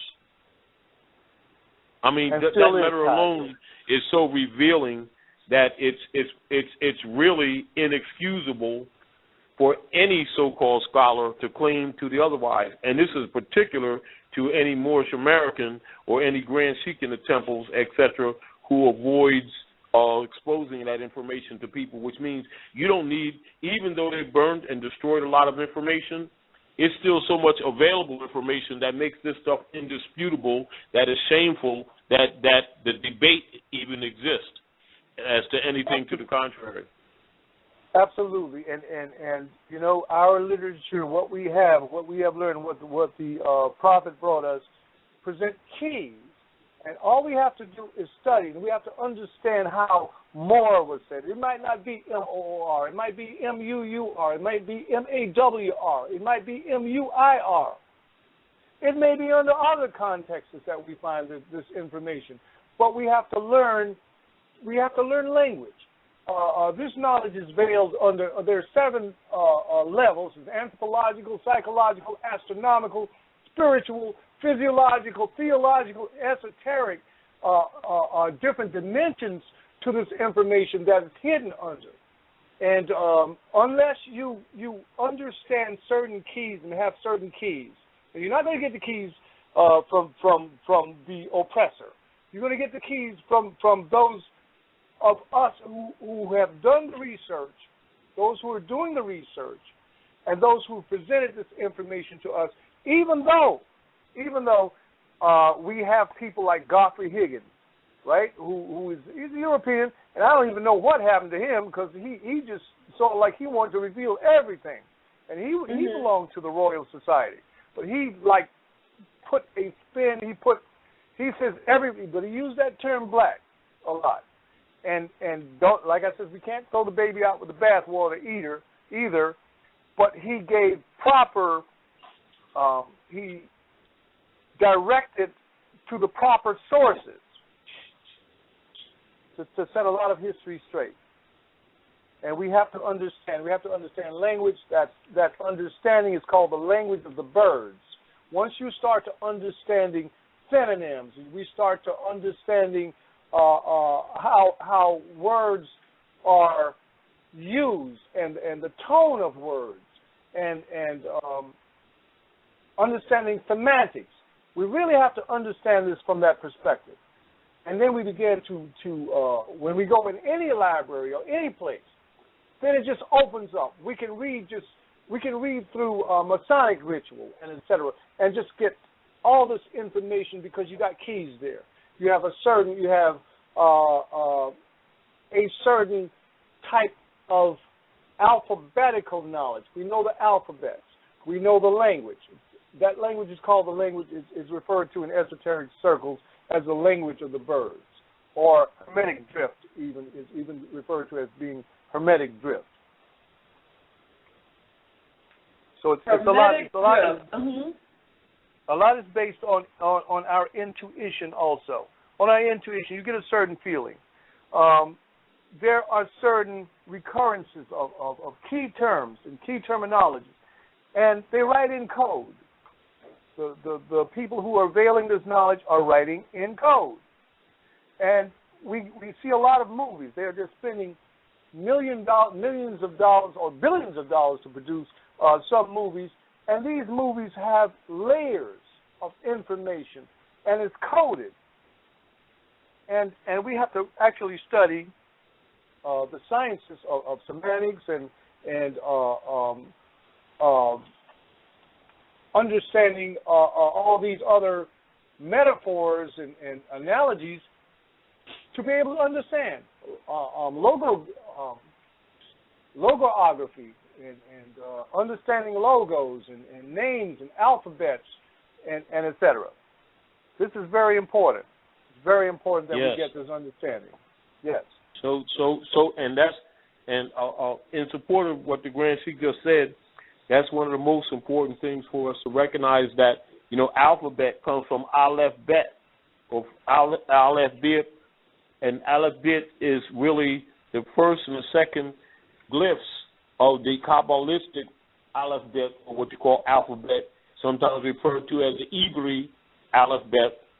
And Aleph is the breath or the father, and Beth is the mother or the house of God, also was referred to, and the symbol of the Kabbalistic alphabet almost looks like a house, and all of your Kabbalistic books such as the Septuaginta, the Bible, Torah, etc., are all Kabbalistic in their character, and they all begin with the house or Bet, or which is the second letter of the Kabbalistic alphabet. So therefore, in support of what the Grand Sheik said, if one is not aware of the science of the alphabet or the alphabet, one does not go even into those books with the proper concepts, which also creates confusion, because as they're presented to the people in your contemporary controls under the popes of Rome, only the Aleph principle is interjected, which is a masculine perception of God principle, when actually it's mother-father. And without that concept, none of those books are actually spiritually read correctly. And so this is very vital information that all priests, all rabbis, all imams know, but the people who are left on the believer's degree, that knowledge is held back from them. Also, that knowledge is maintained and taught in all of your secret societies, which maintains the power amongst the priesthood and the elite, but that same knowledge is held back from the masses. And logically, this is another inference that Noble Raleigh said when he said concerning the Moorish movement, he said, this is no secret organization.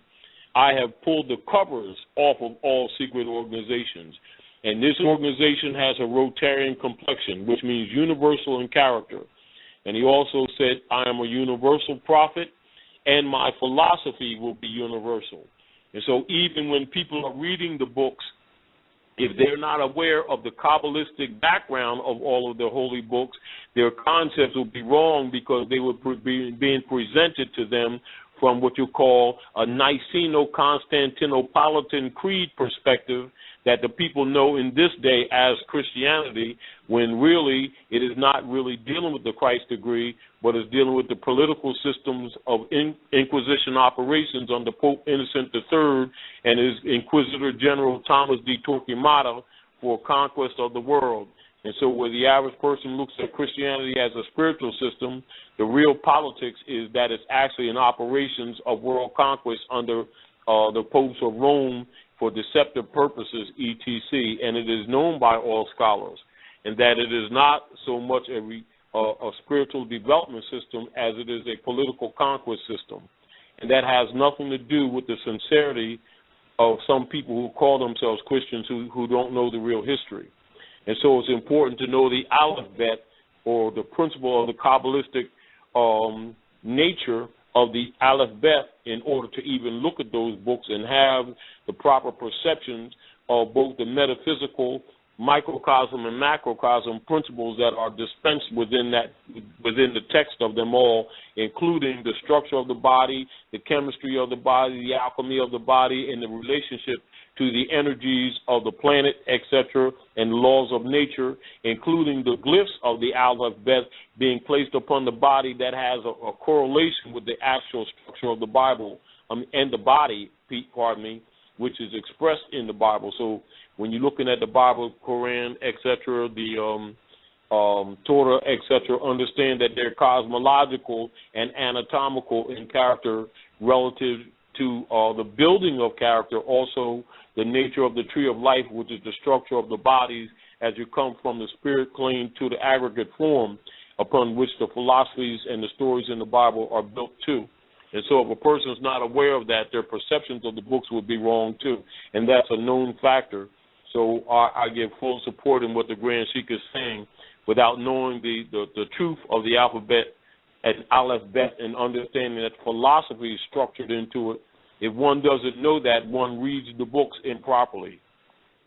And also I might add that we're dealing with a principle called vibration.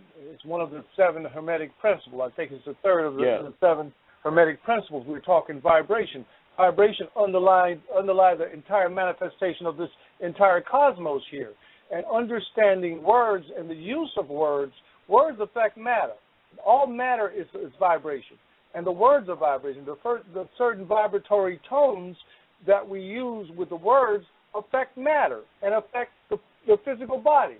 words, in fact, the most malleable source that's on this planet is water. Water contains an element that water will retain memory. It will retain memory. And the words that we use affect this water. We're over approximately 80% water in our bodies and 80% water on the earth also. I know they're saying like 75% or something like this. It's more because our scientists say that there's even more, approximately about 90% water in our bodies. And there's been research done concerning the potencies of water and the water principle. And when we speak these words, we cause the water to produce certain forms. And it goes back to ancient Kemet, and the Moors, especially, we were the custodians of this ancient Kemetic knowledge. We're the custodians of this knowledge, and when we get into all this New Age information that's coming to us now, all this is regurgitated Moorish science that we call. So it's not spookism or anything else. This is based on solid principles, Platonic principles, principles about form, about geometry, about numbers, and mathematics. So this is what we're dealing with here. We're not dealing with hocus pocus or anything else like this. Is high science. Yes, and in support of what the Grand Sheik says, the 7 Hermetic principles, which is known by all your rulers and is taught to them in all their philosophy schools, etc., that they must learn the 7 Hermetic principles, and the one is mind. Just like Durali says, what man is mind. So one is mind, and all is mind. Everything is energy, and the universe is mental. And 2, correspondence.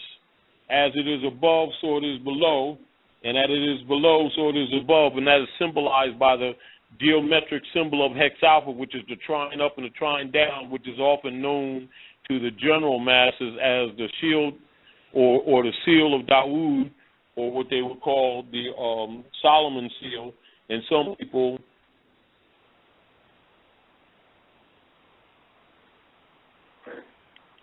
or what you call hex alpha. And then there's vibration, which is nothing is stationary, everything vibrates. And then polarity, and everything is double. Everything has its opposite and extremes meet. And then you have rhythm, and all is ebb and flow, action and reaction. Then you have advance and recoil. Then you have cause and effect, with nothing happens by chance, everything happens according to the law. And then you have generation, and generation is manifest in everything, and everything is masculine and feminine. And thus that principle of the Aleph Bet, where you have father, mother, or in the principle, say mother, father, and in the creation principle of the Trinity, you have mother, father, son. And that's the original formation of the philosophies, etc., not Father, Son, the Holy Ghost, is mother, father, son. And that's the truth, and all priests know that. Therefore, it is important for the masses to understand that the 7 Hermetic principles are at the foundation of all religious philosophy, the planet over, etc. And so Noble Drali brings this information to the common people to remove the mysteries that were set upon them by the priesthood itself. And he did incorporate this knowledge. This information was incorporated into Circle 7 also. You study the Circle 7, correct. You will understand everything that we're talking about here. We're talking about the logos bringing the ethers to a certain rate, a vibratory rate. All this is mentioned in there. Every bit of it is mentioned there. So yes, and theoretically, by studying an atom, you should be able to know the circulation of the planets around the sun just by studying an atom, using the laws of correspondence. So, and even so that, and Go even ahead, brother. you know, as the Grand Sheik is saying, you know, with vibration, which is nothing is stationary, everything vibrates, and this is also as he's saying, knowing all the planets and their rotation around the sun. This is represented in the rituals that is done, and ritual comes from numbers, where Muslims make the Hajj and they do 7 counter rotations, circular rotations, circle 7 rotations around the cube, which is Kaaba. And, of course, the spiritual knowledge, or what you call the philosophy, is called Kabbalism, and Kaaba means the cube or the square, etc. So those things that are in rituals in different so-called religious creed orders have actually a metaphysical culture behind them. Any people that know the rituals don't know the science behind the rituals. And this is one of the reasons why it's important for this information to be dispensed. With that same energy or that same philosophy being represented also in the book of Revelation in the Bible with the 7 golden candlesticks, where it says, I heard one speak with a voice of many waters, and he was standing amongst 7 golden candlesticks, etc. Understand that them 7 golden candlesticks all still represent the 7 lords of the 7 ruling planets in this particular solar system, which is the basis of the cosmological culture that's on the planet of Earth, etc. And so that's why you even see in the Bible where it says, I leave these signs for you, the sun, the moon, the stars. That's the foundation of culture across the planet. However, the science behind that culture with the philosophy is rarely known amongst the masses. It's usually preserved amongst the priesthood, and some of that science is exposed to the common people through the 7 Hermetic principles. We have about 4 callers that's been holding. We're going to take a couple of calls here. Caller 205-765, thank you so much for holding. Welcome to Silver Alert. Please state your name and where you're calling from. Caller 205.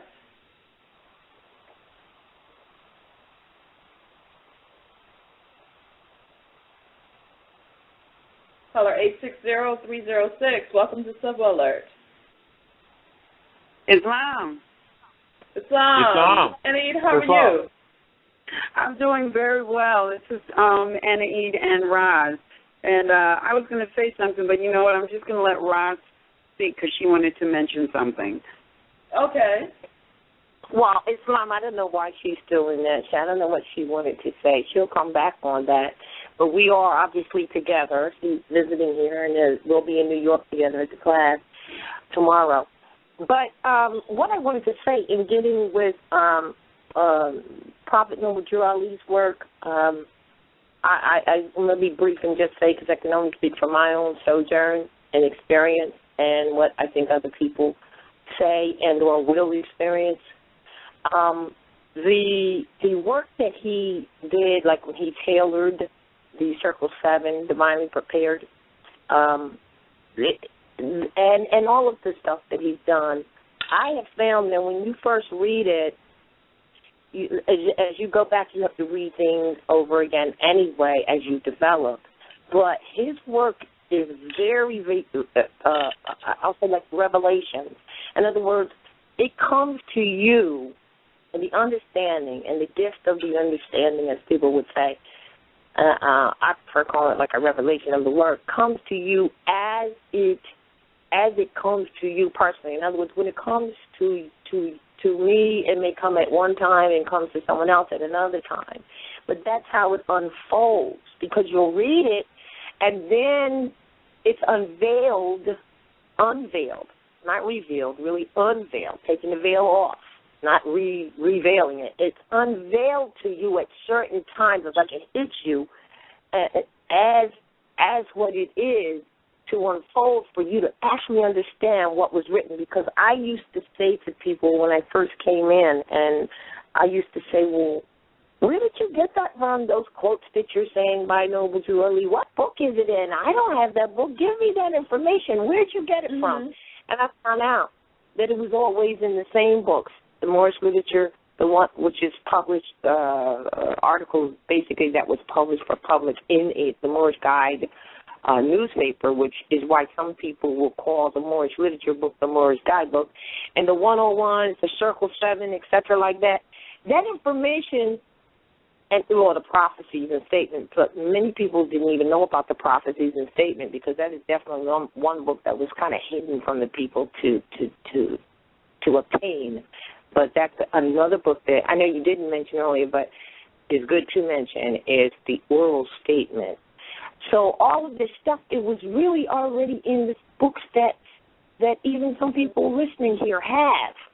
And they may look at it and they may not get anything, or they should get something from it, but they may look at it, especially the Circle 7 Quran, because they'll open it up, and the first portion of it is about the life and time of Yahshua, who people call Jesus, when he was a boy, to show, or a young son, coming from his mother Mary's womb, to show that he wasn't just a person at 33 years old that got sought after and hung.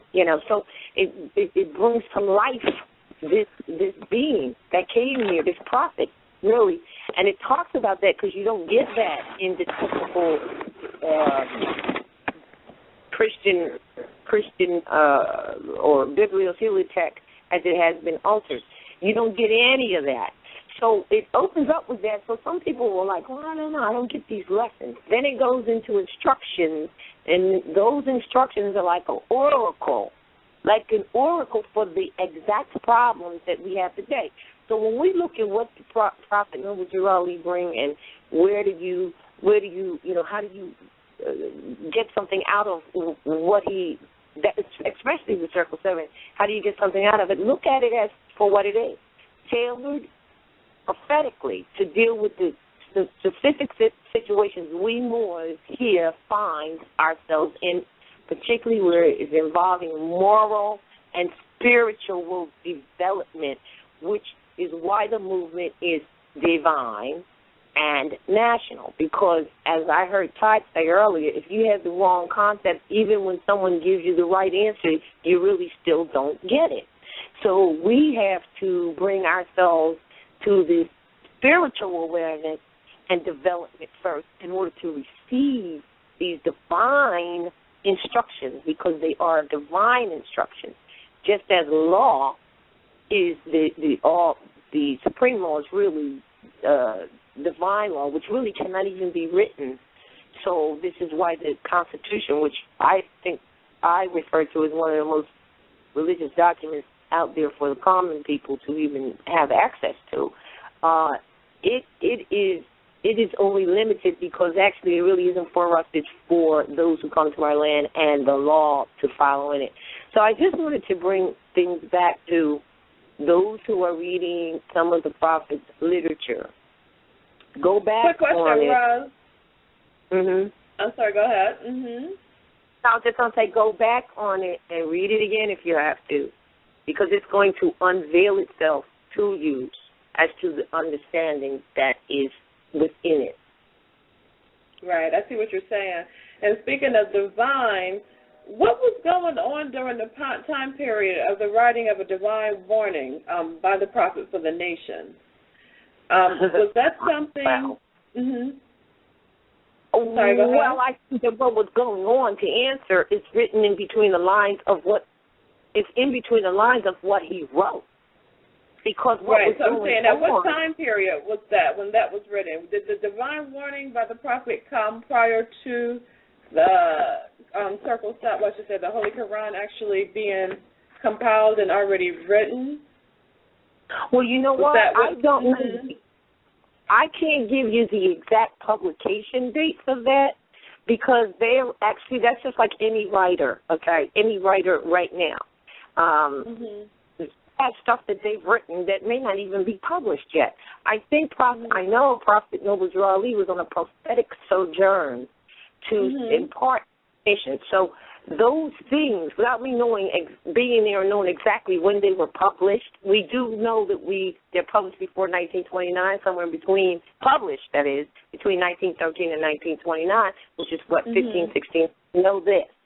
So I think they were all part of his purpose, because when you read that divine warning, it's for the nation, as we say, plural, and it's prophetic. Right. And so that's all I can really say about affirming that Islam. Yes.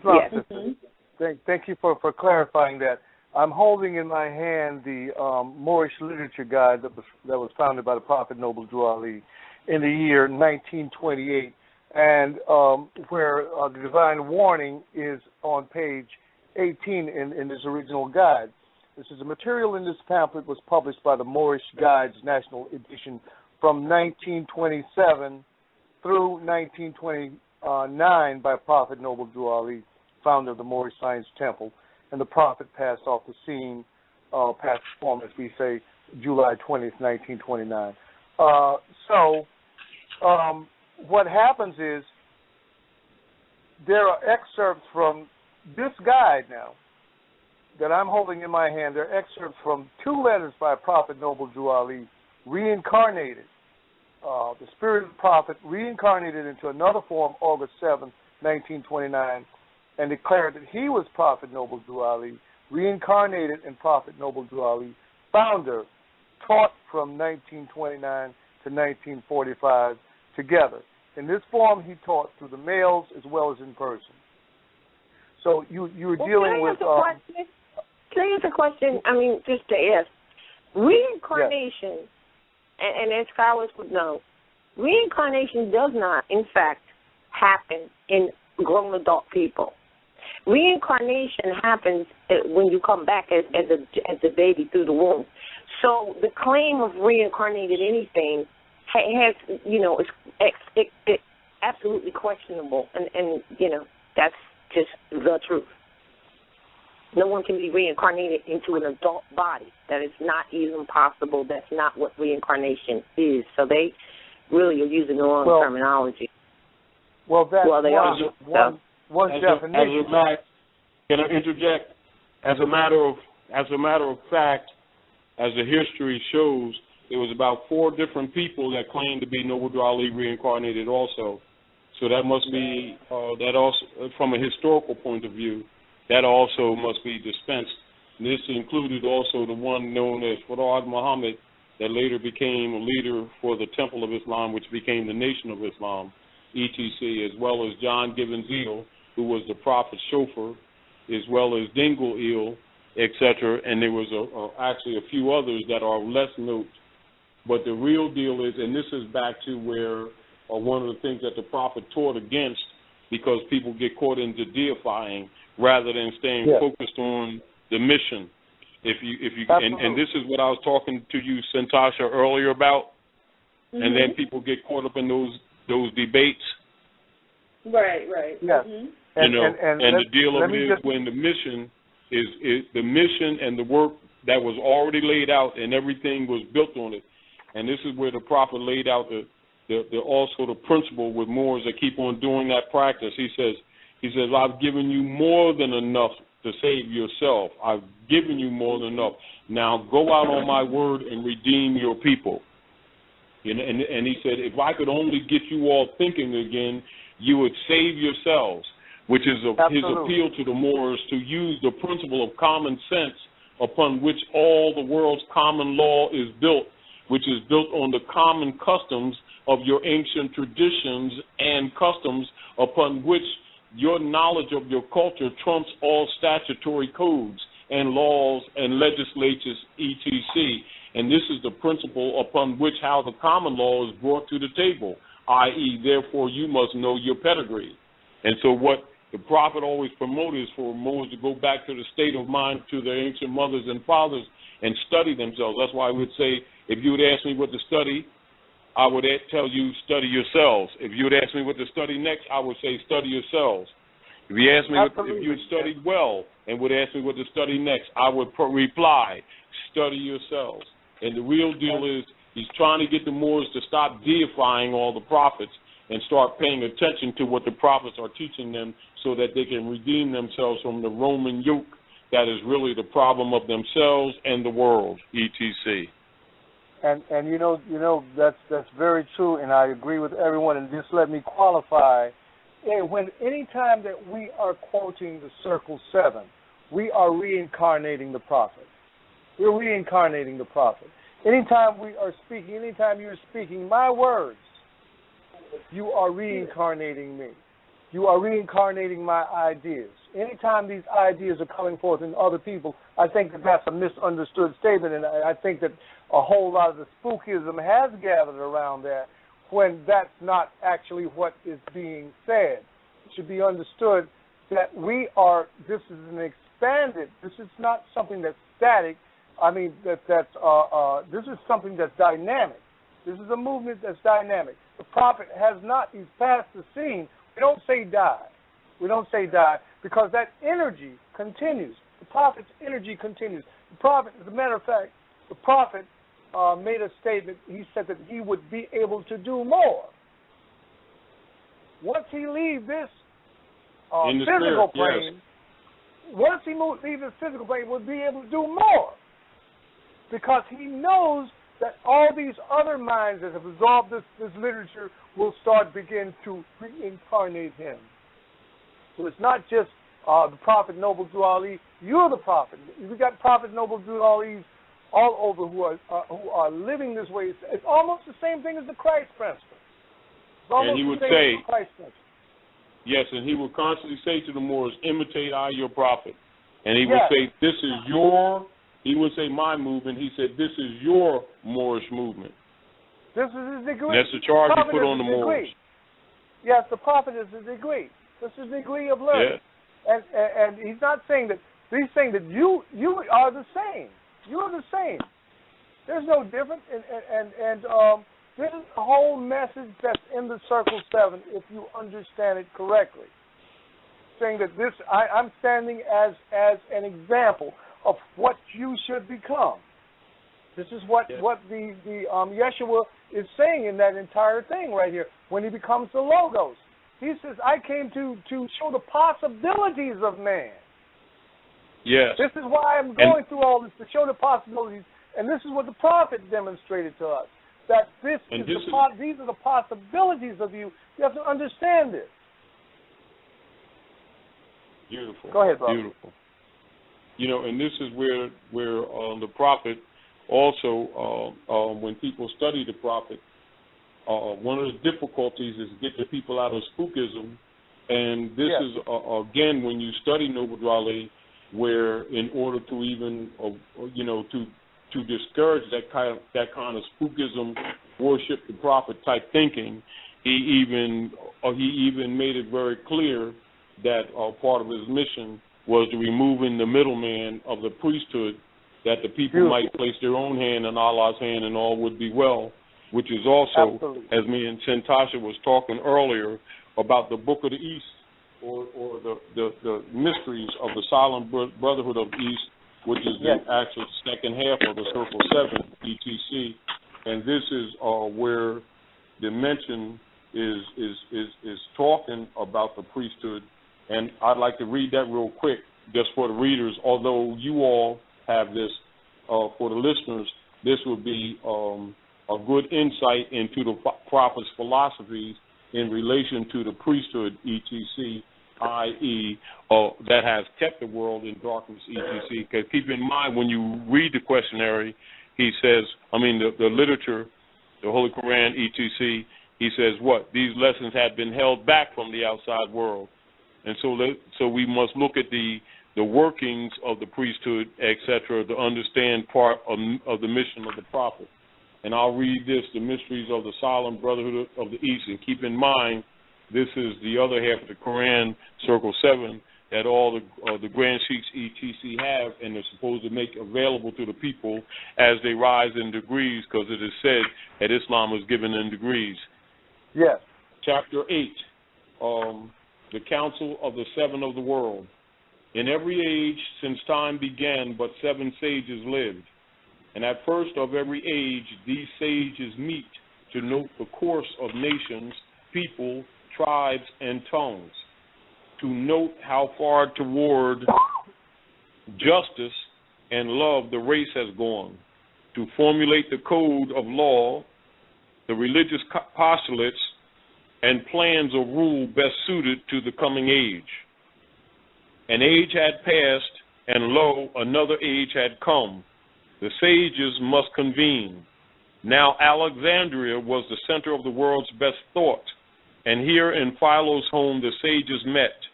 From China came Mengster, from India Vidyapati came, from Persia Caspar came, and from Assyria Ashbina came, from Greece Apollo came, Matheno was the Egyptian sage, and Philo was the chief of Hebrew thought. The time was due. The council met and sat in silence 7 days. And then Mengster rose and said, the wheel of time has turned once more. The race is on a higher plane of thought. The garments that our fathers wore have given out. The cherubim have woven a celestial cloth, have placed it in our hands, and we must make for men new garbs. The sons of men are looking up for greater light. No longer do they care for gods hewn out of wood. They seek for Allah not made with hands. They see the beams of the coming days and yet comprehend them not. The time is ripe, and we must fashion well these garments for the race. And let us make for men new garbs of justice, mercy, and love, that they may hide their nakedness when shines the light of the coming days. And Vidyapati said, our priests have all gone mad. They saw a demon in the wilds, and at him cast their lamps, and they are all broken up, and not a gleam of light has any priest for men. The night is dark. The heart of India calls for light. The priesthood cannot be reformed. It is already dead. Its greatest needs are graves and funeral chants.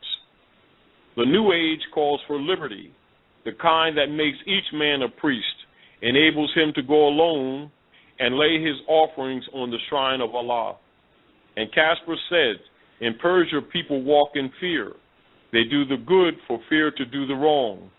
The devil is the greatest power in our land, and though a myth, he dandles on his knees both youth and age. Our land is dark, and evil prospers in the dark. Fear rides on every passing breeze and lurks in every form of life.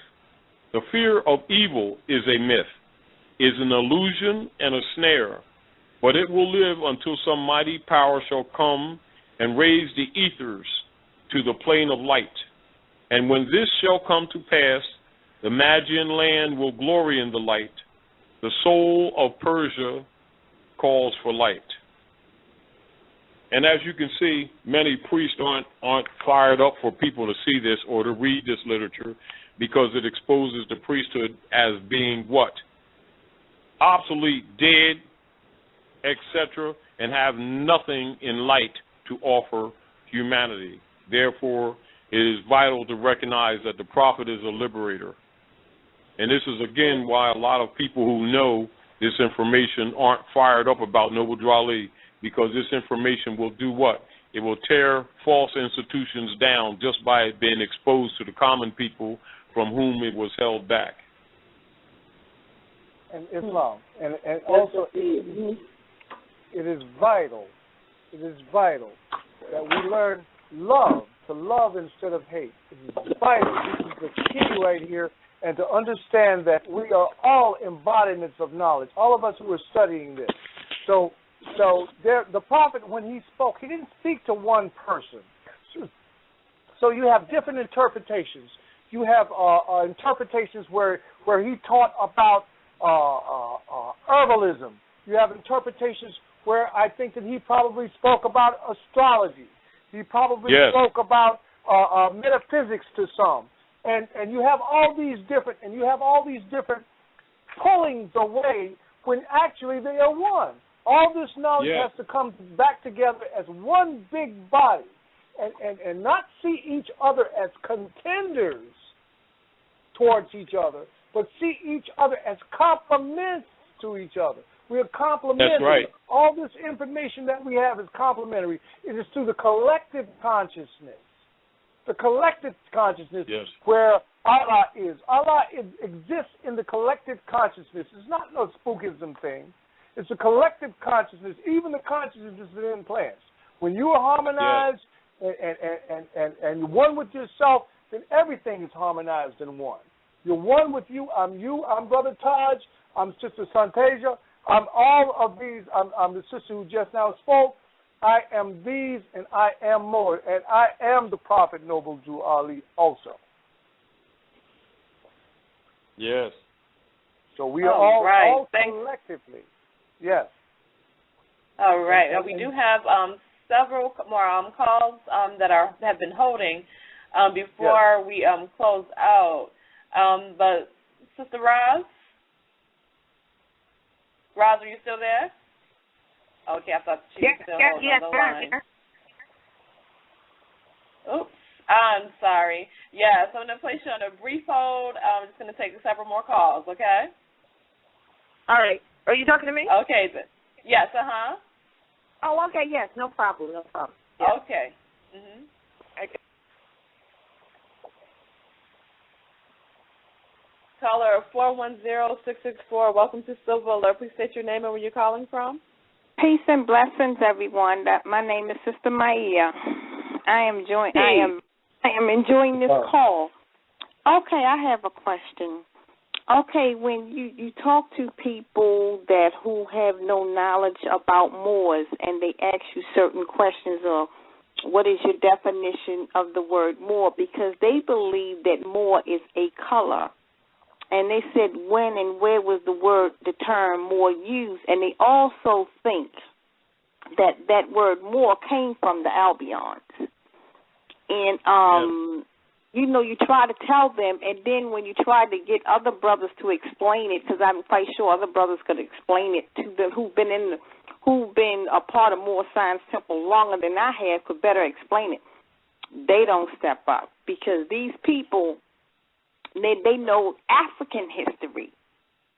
They know they real good at African history, but they don't have no clue about Moorish history. And when I told these people that a lot of the scholars have sold out people out, they were either threatened or they threatened to be exported, threatened that their tenure be taken if they don't if they expose truth to our people. So my thing is, how do you provide this type of information about how long, the word, the definition of Moor? Yes. And another thing. It's very simple. Mm-hmm. It's very simple. Let me give you an example when you're talking about the scholars.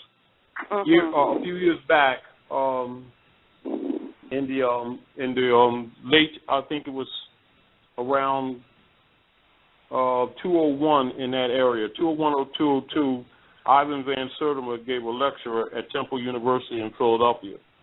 And he passed his form a couple of years ago, but he gave a lecture at Temple University, and my sister was going to getting so-called African history there at Temple University. And I happened to be in the audience, and the secretary came back in the back of the audience and said that he wanted to speak to me before I left. Anyway, so I talked to him before he signed the book. And one of the things I asked him was, particularly with his literature, including his literature concerning us being here before Columbus, etc. And I asked him directly to his face, why don't he just come out and tell these people that they're Moors? And he says there's enough information in his books that they could figure that out. He said, but if he said it, that they would deport him. And as a matter of fact, that's when I, after talking to him, discovered that he was from Honduras areas. But I also mentioned to him that this is part of the Moroccan Empire, etc. But he persisted with that position that they would deport him, etc. Number two, Moor is just simply short for Al-Moroccan, or meaning descendant of Moroccan, or what you call Moroccan. And Moroccan or Moor is short for Moroccan, which is the modern name for the ancient Canaanite Moabites, etc. So that's number one. Number two, when even you can go into an ordinary dictionary, a quality dictionary, not your paperbacks, but just like, say, an ordinary dictionary, and look it up. Now, you look up black, which you see a lot of these so-called Afrocentric persons will always try to defend the word black, and the word black is traced back to Old English, you can see it right in the etymology in the dictionary, and then that traces back to Old High German, and so you can see in the Middle English or ME or Middle English, you can see that doesn't even go past 1150 ETC beyond in history, so therefore it can't be ancient.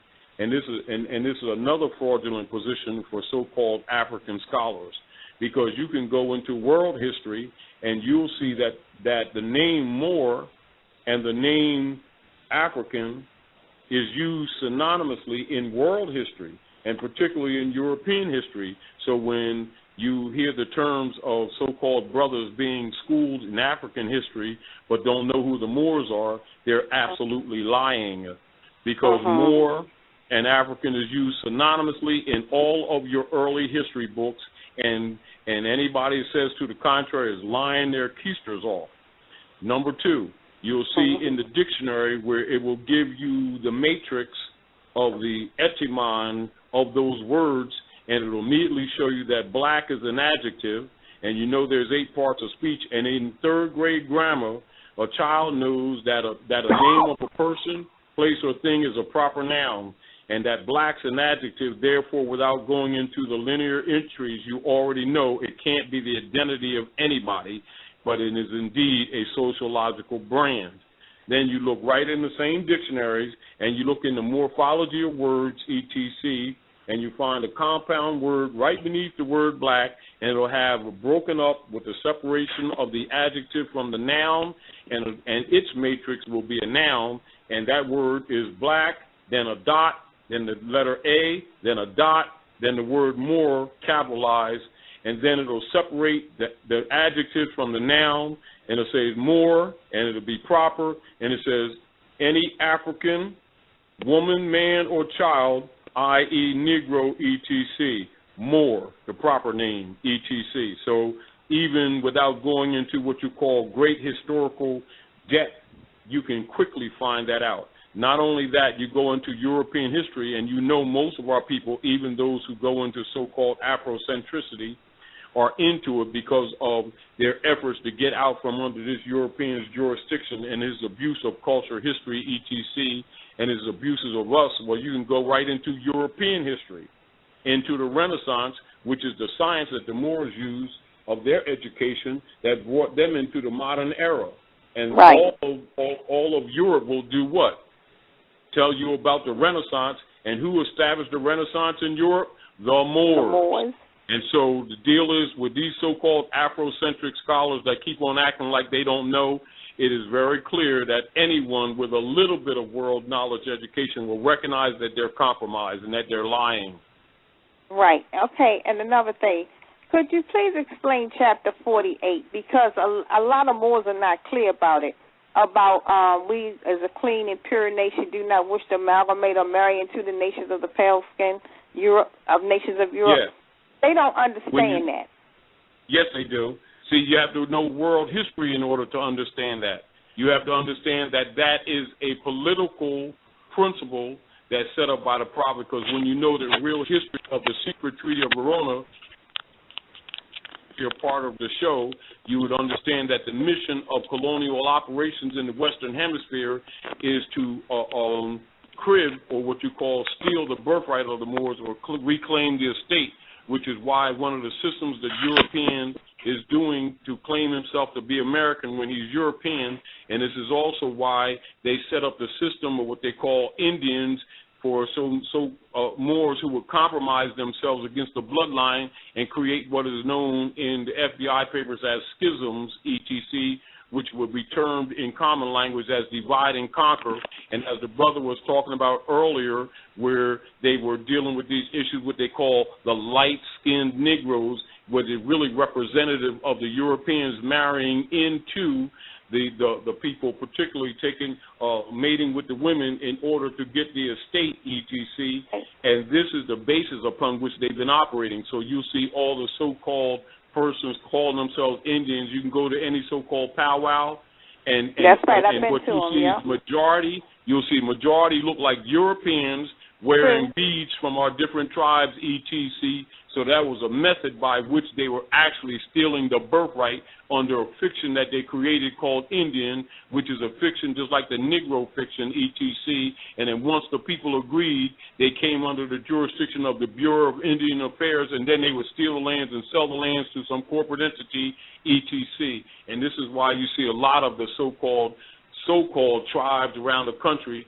have been, in recent years, breaking all treaties with them because they recognize that they sold themselves out, making that fake Indian agreement, thinking they was going to get a benefit, and also denying of their Moorish background, etc. Because a lot of them would say, rather than just say they're Moors, they would say they're Indian and African, etc., to avoid saying directly they're Moors because they would be either tortured, or abused, etc. And so you'll see a lot of the people from South America right on up to North America, you quickly hear the term that they're African and Indian descent. And keep in mind, Indian is one of those code words that the Europeans made up because they was trying to take over the spice trade of the Moors in Hindustan that you call India today. And checking Colombia's records, you could see when they was taken to the Atlantis Islands by Pedro the Moor, who navigated the Nino, they called them Indians of the West because they thought they had made it to India, on Hindustan on the other side that they call India, and that's how the term Indian became popularized in the Western Hemisphere. And then a lot of these fake scholars try to make it an identity when actually it's a fraud, etc. And so are their fraud. We're pumping that fraud that they know is a fraud. And so it's not hard to really, when you study the history, to know. And again, even when they talk about the so-called Columbus story, that you even see even in the history books where they say Queen Isabella and King Ferdinand merged their kingdoms to defeat the Moors, and then they came into the Western Hemisphere. And so, again, even though it's covered up, there's a history of the Moors. So that's no real secret whatsoever, except that people keep on pretending that they don't know what it is. And this is including the fact that all of your secret societies, all your Masonic orders, etc., that is well known in the Western Hemisphere and the world, all of them wear Moorish fez.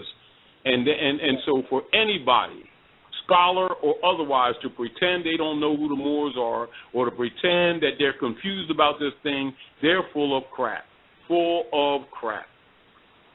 And it's easy to teach anyone, right from an ordinary dictionary without even getting into the linear information. And then when you deal with the issue of 16, like we talked about earlier, the 16th question in the questionnaire, how did the prophet begin to uplift the Moors? And it says, by teaching them to be themselves, etc., that's an appropriate persona. So when you're looking at chapter 48, the motive of us not marrying into the pale-skinned nations of Europe is because of their political agenda, starting with the secret treaty of Verona. And logically, if people don't know the history of the takeover, they would look at that statement and get confused. But if you know world history, you would not be confused at all because you already know it's a political motive behind it. And that's the reason why not, because they're doing it to steal your birthright. Yeah, and I know that. Did you give your son my information for him to call me? Islam, say it again. Did you give your son my information for him to contact with me? I'm the one that said... Yes. Matter of fact, I told him the other day. Okay. Yesterday, as a matter of fact, yes. All right, sister. Yes. And again, condolences, too. Again. Okay, thank you, brother. Mm-hmm. Islam, one second. As a piece of information for the sister, my research has I do a lot of research myself on Brother Amen, and the first derivation of the word, the etymological root of that word, goes back to ancient Kemet or ancient Egypt, or Higupatu, as Brother Taj refers to it, and the ancient Kamal, or the ancient inhabitants of Egypt, when they worked, they developed a type of measurement called the royal cubit. It's called the Mer cubit, MR, or MIR cubit, as they call it. And this is the very first, they use this particular measurement when working exclusively on black stones. When they use black stones for the Pyramidion or to carve out sculptures and etc., they use exclusively this measure, and this measure was called the Mer cubit, or the royal cubit. So that might be a possible initial derivation of that word. Also, when you go into the Yucatan, let me interject. When you go into the Yucatan, the ancient Moabite nation, the last high priest of the ancient Moabite nation was Moor-Luakanil, from which that name is also derived. And it's spelled M-U-U-R as well as M-O-O-R, and also with the sojourn of even the early inhabitants of the planet, Lemurians. Yes, Lemuria, absolutely. Yes. Yeah, and what I'm finding is that I'm sorry, Tyler, what were you saying? No, go ahead. I was stopping so you could finish what you were saying. Yeah, you can continue, because I just wanted to talk about the etymology, too, of where more is found. But continue, yeah, please. The whole point of it is, the point that I'm making is that as soon as you go into history, the old attachment of people trying to say that came from Europeans is totally dismissed. That's the point. Mm-hmm. Yeah, because what I'm finding is that a strong presence, too, within Syria, where Moor was the word that meant a saint or a teacher or a philanthropist. And also, too, in the Hebrew tongue, the word Emori or Moreh always pertains to a speaker or a teacher. Yes, and this is where also where you get the yes, and this is why the relationship of the airship under the Great Superdevere we've called America. This is where America is actually a corruption of El Moor. Yeah. And the Merkaba. Merkaba with the mothership. Yes. Yes. This is why even when you look into the treaty law and international law, and even in European countries, when they make reference to America, they talk Al-Murak. Yeah. I mean, it's no secret. It's no secret. The point that I'm making is that energy need not be spent on it, because these persons who keep on promoting that black thing can be quickly dismissed, including the fact that black is traced to Old High German and in its original form means pale. Okay. So it's not even debatable. It's just that people debate it who don't know etymology or history. And they're usually coming from, the black agenda that started when they closed down the old Niagara movement and created the Negro stuff with the NAACP to start promoting color as a nation in Africa. When you discover and review the word etymologically, you know that it means fake people, a fraud, a simulacrum, a prima facie, distinguished from that which is real. And then you get the Negro leaders telling the people that that's a name of Africa, African people, and that we're people of color. Not telling them in law, you just said that you're artificial people. And also using gematria, which is a system of understanding the numerical and the connotations that are attached to the alphabets themselves. You have the M and you have the R. The M represents the womb, pretty much. It represents mother. And you have the R, Resh, which represents the sun. So it's the sun within the womb. That's what you're looking at. Light within darkness. That's what you're looking at.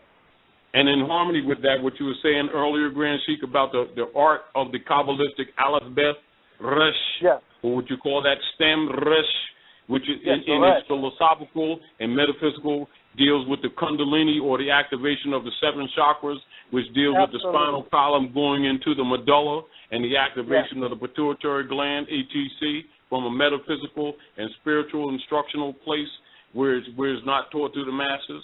And there again, when you was mentioning earlier the importance of people understanding the alphabet, and that is more than what they think it is. It's not only glyphs for words, it also is glyphs for geometry, sacred geometry, and the anatomy of the body, built on the energies of the planets. Yes, because they were just using, anciently, they only used consonants. The vowels came later. The vowels gave the different colors. So the M and the R themselves, this is what you have to look at the consonants. Consonants, the M represents mother, it represents the womb, it represents Mary, it represents the sea, it represents, and the R represents, just like Brother Taj was communicating over here, it represents Kundalini, it represents the solar principle. The solar principle that's embedded in all of this, in the monad, in the matter. At the and level it's also why you see, and that's why you also see in ancient texts, like the Americas, you'll see them indicated as MRC, absent of the vowels. You see it spelled in consonant form MRC, which is Murak. Yes. But brother, the O's, or what you call the vowels, are put in just as stems to create flow. And this is why it's always said that the vowels are interchangeable. Islam brothers, I just want to make sure we are very mindful of the time. We have about 5 minutes left, and there's about 6 calls that's holding. I want to try to at least get 2 more callers in before we close out. Sister, thank you so much for calling. You're welcome. Okay, peace and love. Have a good night now. Okay. Peace. Caller 510236. Welcome to Silver Alert. Please state your name and where you're calling from. Kareem Muhammad Richmond, California. Islam, brother. How are you doing? I'm fine, and myself. And yourself? I've been listening to the call, and I'm so filled up I can't sit down. Islam, Brother Taj, you mentioned Deuce Muhammad a while back. I have a question about Deuce Muhammad and his relationship to Marcus Garvey. I was told that he also met with Marcus Garvey, and could you explain Marcus Garvey being the forerunner of the Prophet, Islam? Yes. Marcus Garvey taught, if you study Marcus Garvey's work, he taught government structure, diplomatic principles, and fundamentals on how we should treat our so-called leaders, etc. And then Noble Drew Ali brought the national principles and the foundation information that was absent by the people. So there was a harmony. This is why he's really referred to as the harbinger. And also, this is, again, you will see even when they were setting the Europeans, because Marcus Garvey, main man, was actually a CIA agent who was really working inside to undermine Marcus Garvey, and this is why Drew Ali told him to use his nationality card, declare his nationality when they were trying to, deport him, etc. Because he was coming from where the people were in their mentality, calling them, colored people, etc. Which neutralized his status, and you'll find in the record where Drew Ali visited him in jail in the prison towards the EPC, Atlanta. And afterwards, you'll also see that about 10 days later, that's when they deported him. But Deuce Ali has a relationship, with both the Prophet's family, also with Marcus Garvey, which is another indicator that all of those persons were conscious. Okay. Well, thank you for calling with that, Brother Kareem. And we have one more caller that we'll take. Caller 636-940. Welcome to Civil Alert. How are you doing tonight? Islam family, how you doing? It's Brother Hakil. I chimed in because I wanted to give you the answer to the question that you asked in regards to the editorial, the Divine Warning by the Prophet for the Nations. And the date of that is November 30th, 1928. Okay. And thank you. And I had a question for Tarik Bey. In 1934, there were 6 Moorish American voices published, and they were based on the template that the prophet used in the Moorish Guide, where he would put a chapter of the Quran and put questions and answers from the questionnaire in it. Okay? Now, in these 6 Moorish voices, it had questions and answers from the 102 questionnaire. Yes, the first 102, one I read, the first one I read, I said, wait a minute, this must be a misprint. Then I went through all 6 of them. I'm saying, whoa, wait a minute, I got a 101. Where's this 102 at? Oh, yeah. So I finally put my hands up on the 102 questionnaire, and based upon the 102 questionnaire, it's more comparable to the Quran and to the history in regards to Yaqub, in regards to what took place in the Garden of Eden. And my question that I'm asking is, this 101 questionnaire has Adam and Eve as the mothers and fathers of the human family versus the 102. Yes. And that's the beginning of the experiment, which you already know. And, of course, we have the 102, and, you know, most of the adepts have 102 and don't expose it to the people until they're in the adept chamber. Okay. And even then, some of them don't get it. Yes, but we have it. We have it. Yeah. Okay. Now, here's my question. Okay. The temples here, they have 101s, and I raised this question at a Sunday school, and I got all kind of flack about that. Okay. Well, you already know that. You already know that when you know the COINTELPRO operations. Now, and this is again why we always make sure that those who are sincere in the movement are availed the FBI papers. You know, because they've got about 36 volumes of what they did release concerning infiltration into the Moorish movement.